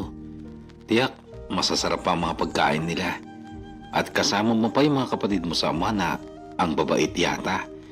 Ba't di ka pa nagpaiwan? May pasok pa po eh. Sagot niya, pwede ka naman mag-transfer, di ba? Hindi siya sumagot. Steven, baka mas magiging magandang buhay mo sa piling ng lolo at lola mo. Ayoko po. Gusto ko po kay mama. At ayokong iwanan sila Ezra. Si Ezra ang bunsong kapatid niya. Bunso namin ni Mona. Hindi na rin ako umimik noon. Matagal kaming tahimik lang hanggang sa naisipan kong kausapin na rin si Steven. Baka makapag-abroad ako, Steven. Kung sakali, gusto kong tulungan mo ang mama mo. At saka, Steven, hindi ka ba pwedeng maging the best kuya sa mga kapatid mo? Sinulyapan niya ako bago sumagot ng, susubukan ko po. At saka, Papa, salamat pala sa pagsama mo sa akin. At saka sorry po sa lahat ng nagawa kong mali sa inyo.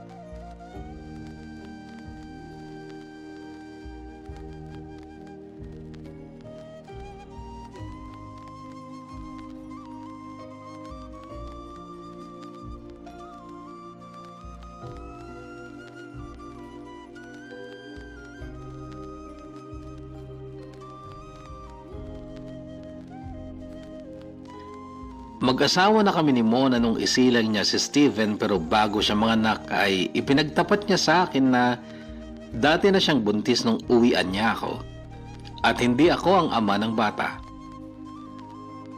Ikinagulantang ko yun, Kuya Bono. Ikinadisappoint pero mas pinili kong tanggapin ang katotohanan ng yun kesa mawala siya sa akin. Hindi ko rin nagustuhan na siya pa ang nagsabi sa pamilya ko na hindi ako ang ama ng batang isisilang niya dahil ang gusto ko sana ay panatilihan na lang naming lihim ang tungkol doon kaso mataas pa ang bilib niya sa sarili niya noon. Sabi niya kapag naramdaman niyang hindi namin siya tanggap, aalis siya. Nagkunwari akong tanggap ko ang anak niya, si Steven. Pati sa ibang tao, ipinakita ko na tanggap ko ang bata pero hindi ko ramdam ang pagiging ama sa kanya. At maging si Steven, alam kong naramdaman din niyang hindi ko talaga siya gusto. Kaya nga, konting kamali lang niya nung lumalaki na siya ay may tama kagad siya sa akin. Nagsilang pa ng 3 bulog si Mona. Puro sila lalaki at para lang hindi halata, pati ang mga tunay kong anak kapag pumalpak, sinasapak ko rin.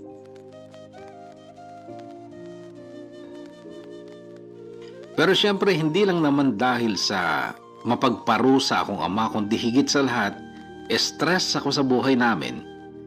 Nagsasaka lang ako noon at nung tumigil na si Papa sa pagsasaka dahil may edad na kukunin na sila ng ate kong nakapag-asawa ng taga Dumaguete, pinarte-parte niya na ang bukid at pinamana sa aming magkakapatid.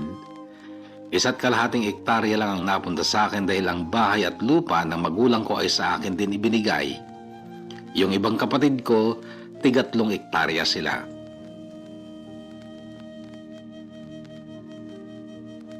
Sa 1.5 hektarya ng bukid Guyabono, hirap akong masustentuhan ng pangangailangan ng pamilya ko.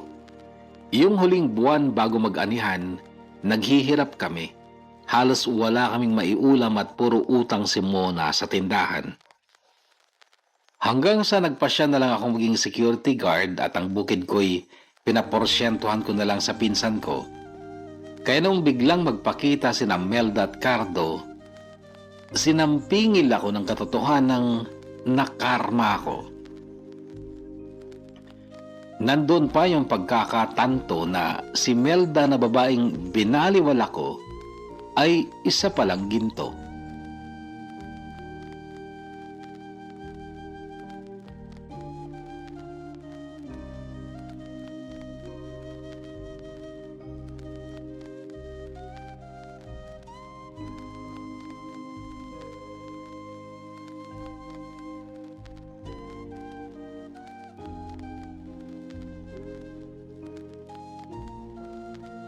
March 2021 ako lumuwas upang maghanap ng ma-apply ang trabaho sa abroad. Medyo mahigpit pa noon dahil sa COVID-19, may face mask na, may face shield pa. Pero sabi ko noon kahit anong trabaho papasukin ko, pati construction sa Middle East, in-applyan ko kahit wala naman akong skills. Pero ang pinagdasal kong trabaho ay yung sa distribution company dahil gano'n ang trabaho ko noon sa Taguig. Pero sabi ko noon kung yung construction ang tatawag sa akin, papatulan ko pa rin kahit wala akong special skills sa construction. Tiwala lang sa sarili na kapag ginusto ko, matututunan ko. 7 agency ang pinagpasahan ko ng resume ko. Lahat ang sabi, tatawag na lang. Naghintay ako. Noong unang buwan matapos ng pag-a-apply ko, naka-duty ako bilang gwardya. Pag naramdaman kong nag-vibrate ang cellphone sa bulsa ko, chine-check ko kaagad dahil baka agency na ang nag-text o tumatawag. Kaso, ni isa sa 7 in-applyan ko, walang tumawag.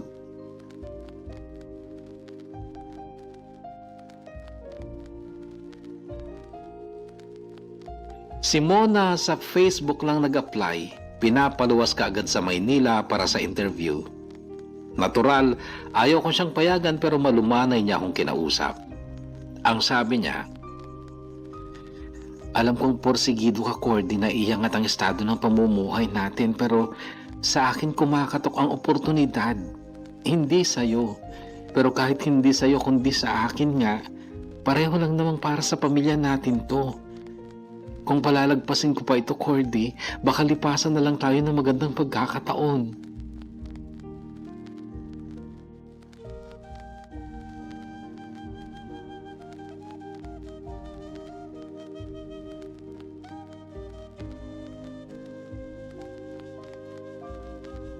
Sa totoo lang, marami akong gustong sabihin kay Mona noon pero nanahimik na lang ako. Gusto kong sabihin sa kanya na hindi lang din siya matatanggap dahil mataba siya at hindi talaga siya masipag, hindi siya maliksing kumilos, pero pinili ko na lang manahimik dahil baka masaktan ko lang ulit ang damdamin niya. At mabuti na lang, Kuya Bono, na hindi ako nagsalita noon dahil mapapahiya lang pala ako kasi natanggap siya.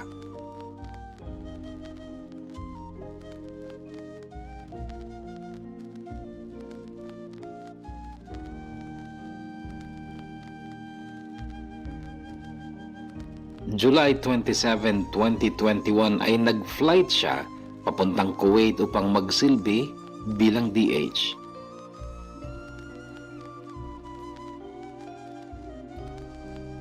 May pag-aalala ko noon dahil Kuwait yon. Balitadong hindi paborable sa nakararaming household workers pero yung takot na baka makatagpo siya ng ibang lalaki o mapagsamantalahan siya ng mga Arabo ay wala akong pag-aalala dahil hindi siya sexy. Ang pag-aalala ko noon ay baka maging malupit ang mga amo niya sa kanya at sasaktan siya. Yun ang worry ko noon. Pero nakarating siya ng Kuwait at pangalawang araw pa lang ay nag-video call siya at ang sabi, mukhang mabait naman yung mga amo ko, kaya lang minsan lang daw sa isang buwan ako pwedeng mag-cellphone. Kukunin nila itong cellphone ko pero pag daw araw ng sweldo ko, ibibigay nila sa akin itong cellphone para makapag-chat ako sa inyo. Malaki ba yung bahay ng amo mo? Ikaw lang ba mag-isang kasambahay dyan? Malaki Imaginin mo na lang yung buong bahay natin. Main salas lang nila. At hindi lang iisa ang salas nila. 4 dito sa malaking bahay. Tapos dyan sa likod parang may tambayan pa ng mga lalaki. May salas din doon at malaking kusina. Itong bahay na to, 3 palapag. May basement pa. Pero 4 kami dito. May isang Pinay na taga Mindanao, yung isa Indonesian at yung isa itim, taga Ethiopia. Ang tanong mo na, kaya mo ba? Kakayanin ko hindi ba big deal sa mga amo mo na malaki ka? Uy, Cordy, mas matataba sila dito, no? Kanina nga kasama ko yung panganay na anak ng amo ko. 16 years old lang pero feeling ko ang payat-payat ko kasi sobrang taba niya at matangkad pa. Lalo naman ang amo ko, pareho sila, ang tataba nila. Di it's a tie pala. Biro ko pero ang sagot niya, tanga, mas mataba nga sila. Paano naging tie yun? Bobo naman nito. Masaya ang huling bahagi ng video call namin ni Mona noon pero biglang lumungkot noon bago siya magpaalam. Ang sabi kasi niya, minsan lang tayo makakapag-usap sa loob ng 1 buwan. Hindi ko kayo mamomonitor dyan kaya mag-iingat na lang kayo. Ganon lang ang sabi ni Mona. Kahit nung ihatid ko siya sa agency nila sa Maynila bago ang flight niya, wala siyang maraming salita. Wala siyang bilin gaya ng ikaw nang bahala sa mga bata. Wala siyang ganon. At alam ko na dahil yun sa malaki ang tiwala niya sa akin.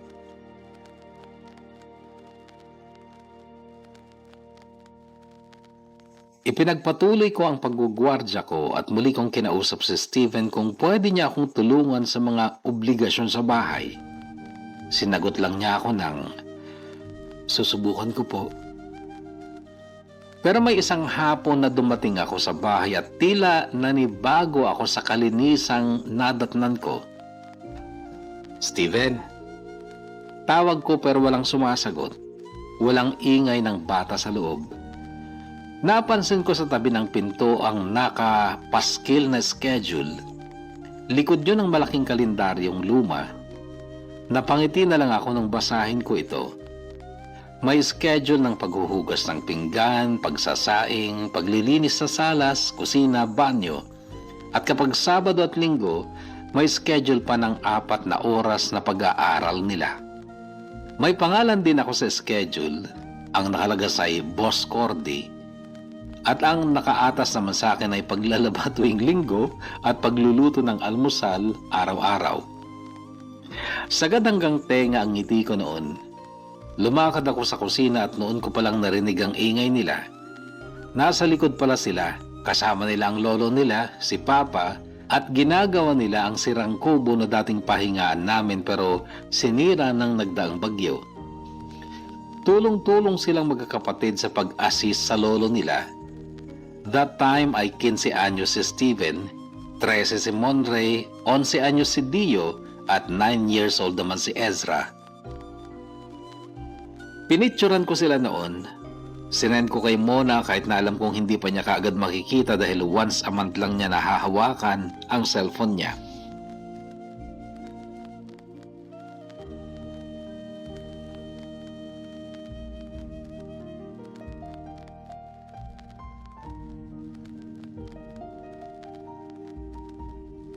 Dumaan pa ang mga araw, buwan at taon. Hindi ako magmamalinis, Kuya Bono. Nagkasala ako minsan kay Mona at dumating din ako noon sa punto na pinagdudahan ko siya. Dati kasi, pwede kaming mag-video call kapag nahahawakan niya ang cellphone niya pero ipinagbawal na rin daw ng amo niya ang paggamit ng internet kaya nagte-text na lang siya tuwing sweldo niya. Ang text lang niya ay yung MTCN ng Western Union na padala niya. Natukso ako kay Jenny na noon ay magulo ang buhay dahil naghiwalay sila ng mister niya. Si Jenny ay dati ring kaibigan ni Mona at Cheska. Noong makilala ko sila nung college ako, si Jenny talaga ang type ko pero hindi ako ang type niya. Nakwento ko ito sa unang part ng story ko. Binilin ako ni Jenny na huwag kong sasabihin kay Mona ang nangyari sa amin pero hindi ko yon tinupad. Inamin ko kaagad kay Mona sa text. Hindi siya nag-reply pero nung sumapit na naman ang araw ng sweldo niya ay nag-text lang ulit ng MTCN, wala nang ibang laman ng text niya. Alam kong naggalit siya sa akin at lalo pang naggalit nung may araw ng linggo na busy kami ng mga bata sa aming lesson session. Tuwing araw ng linggo yon, 1:00 hanggang 5:00 ng hapon, doon kami sa kubo. Ginagawa namin ang assignments nila, nag-aaral din kami ng English, may separate notebook sila ng mga English words, inaalam ang meaning ng bawat words gamit ang English-Tagalog dictionary at ginagamit namin sa sentence. Madalas ay nagbabasa din ako ng short story mula sa libro at pagkatapos noon ay nagko-quiz kami. Parang pagsubok yun kung nakinig talaga sila. Listening comprehension ba ang tawag doon? Hindi ko sure. Maging sa math, Kuya Bono, sinisikap ko rin turuan sila. Sa totoo lang, mahirap, Kuya Bono, dahil nasanay sila sa pa-easy-easy lang na pag-aaral. Kaya nga, mga walang alam noon. Hindi sila kaya ni Mona noon kasi si Steven ay pasaway din sa mama niya. Laking pasalamat ko dahil talagang nagbago si Steven simula nung pumanaw ang tatay niya at parang noon lang din lumapit ang loob sa akin ni Steven at maging ako din sa kanya. Sobra ko siyang na-appreciate ngayon, Kuya Bono. Hindi ko na nararamdaman na anak siya ng iba. Buong puso kong nasasabi ngayon na anak ko siya at siya ang aming panganay.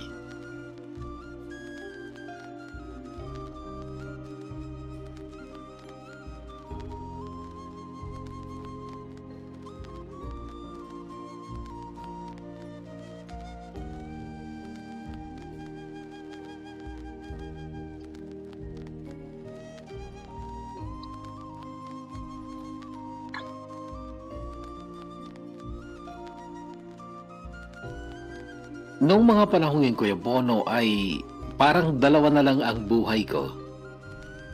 Yung trabaho ko, paggagwardya at bahay.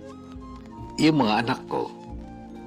Dumating pa sa punto na hinamon ko sila na kung sino ang magkaka-honor sa kanila ay may matatanggap na reward mula sa akin. Sige, deal, Papa. Halos mag-chorus sila sa sagot nila. Dalawa lang ang nagka-honor, si Bunso na si Ezra at si Steven, pero lahat sila ay binilhan ko ng cellphone na siyang reward nila, kaya lang mas mataas nga lang yung unit ng dalawang may honor. Pero bago ko ibinigay sa kanila mga cellphone nila ay pinagkadiinan ko na kailangan ng disiplina sa paggamit ng cellphone. Priority pa rin ang pag-aaral bago ang mga games. Unti-unti ko ring binago mga ugali nila, Kuya Bono.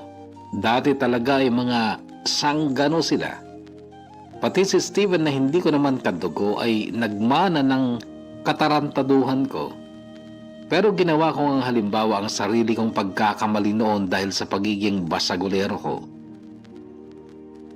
July 2023 nang umuwi si Mona matapos ng unang kontrata niya, sinalubong namin sa airport at ang makita siya ay isang napakalaking sorpresa sa akin maging sa mga bata dahil ang nakita kong Mona na may tulak-tulak na cart ng maleta niya ay Mona noong 22 years old siya.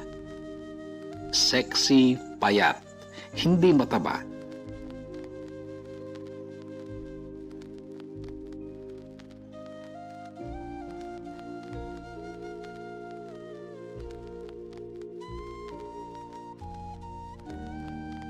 Kinagabihan sa bahay, tulog na mga bata pero tila nagmamailap sa akin si Mona.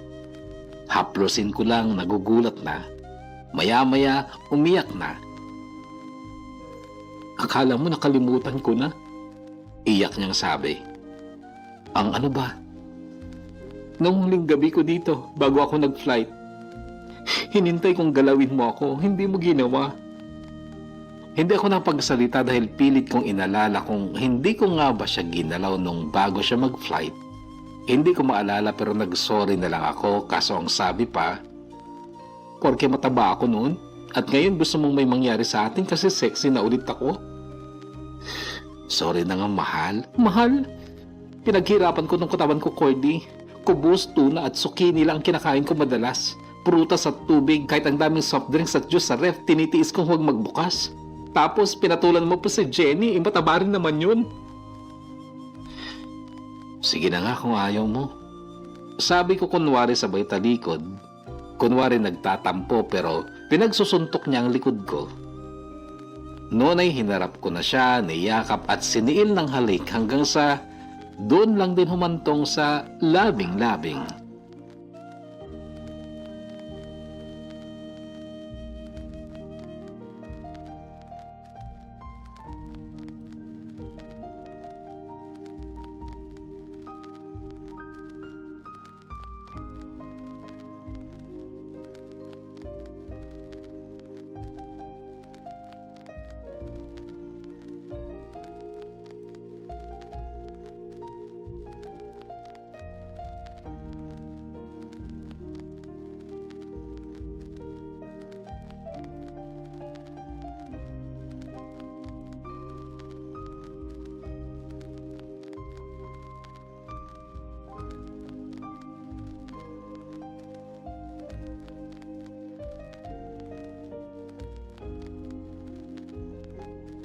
Bumalik din sa Kuwait si Mona noong August 2023 at tiniyak kong nakadalawang round kami nung huling gabi niya dito.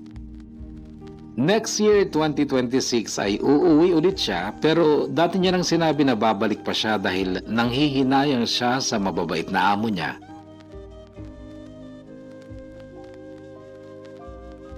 Mula nung matapos ang unang kontrata niya ay hindi na binawi sa kanyang cellphone niya kaya kahit anong oras ay nakakapag-chat na kami.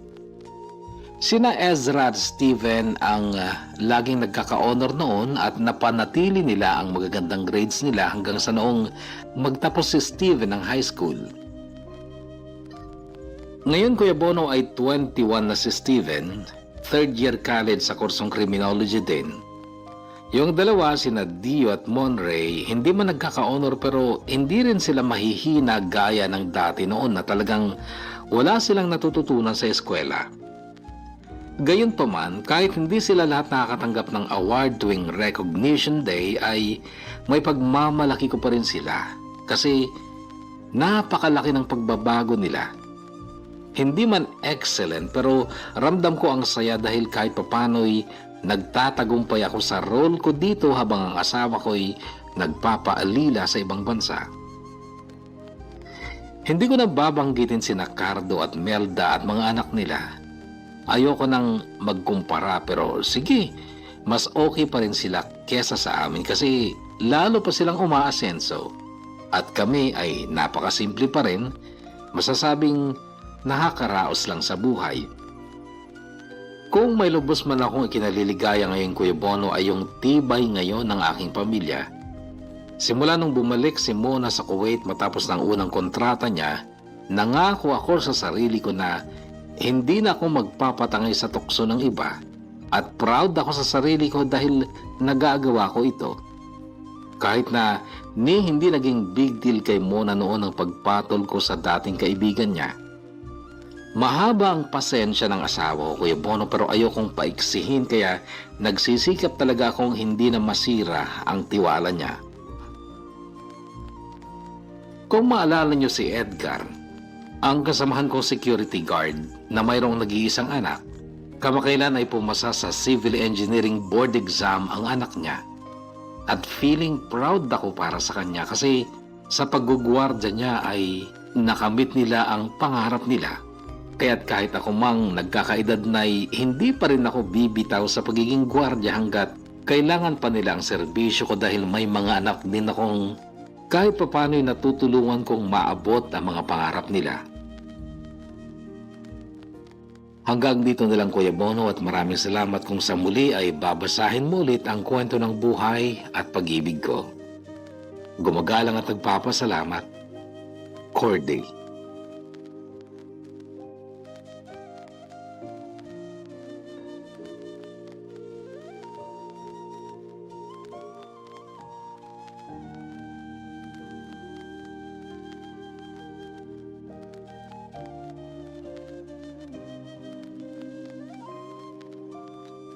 Napakaganda ng kwento mo, kahugot na Cordy.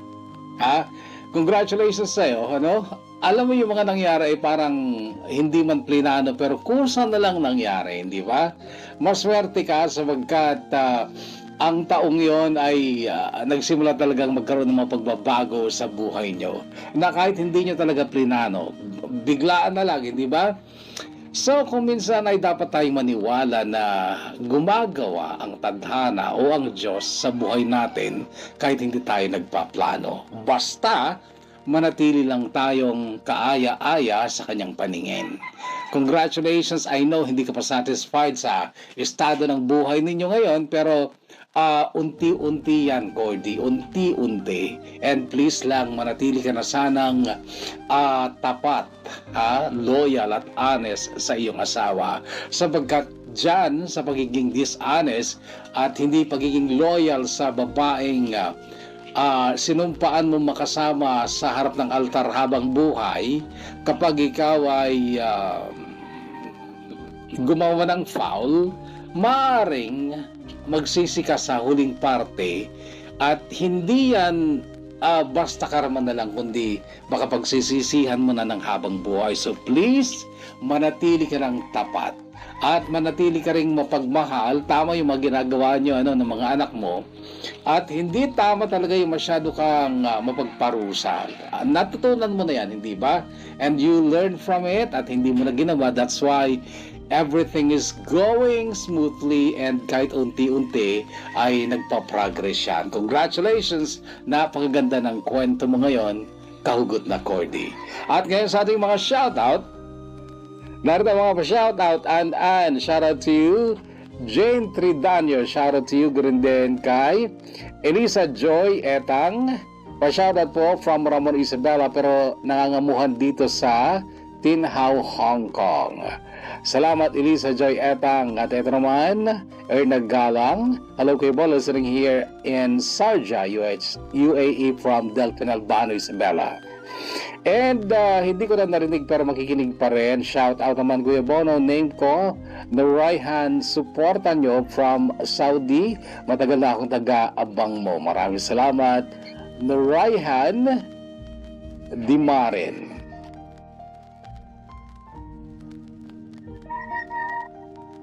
Lava later, okay? Lava later. And Arlene Garcia 922, Kuya Bono, pa-shoutout watching from Kalinga. Pa-shoutout kay Bono dito sa Mindanao, Davao del Norte. Mula naman kay Junjun Aranada, shoutout to you, idol.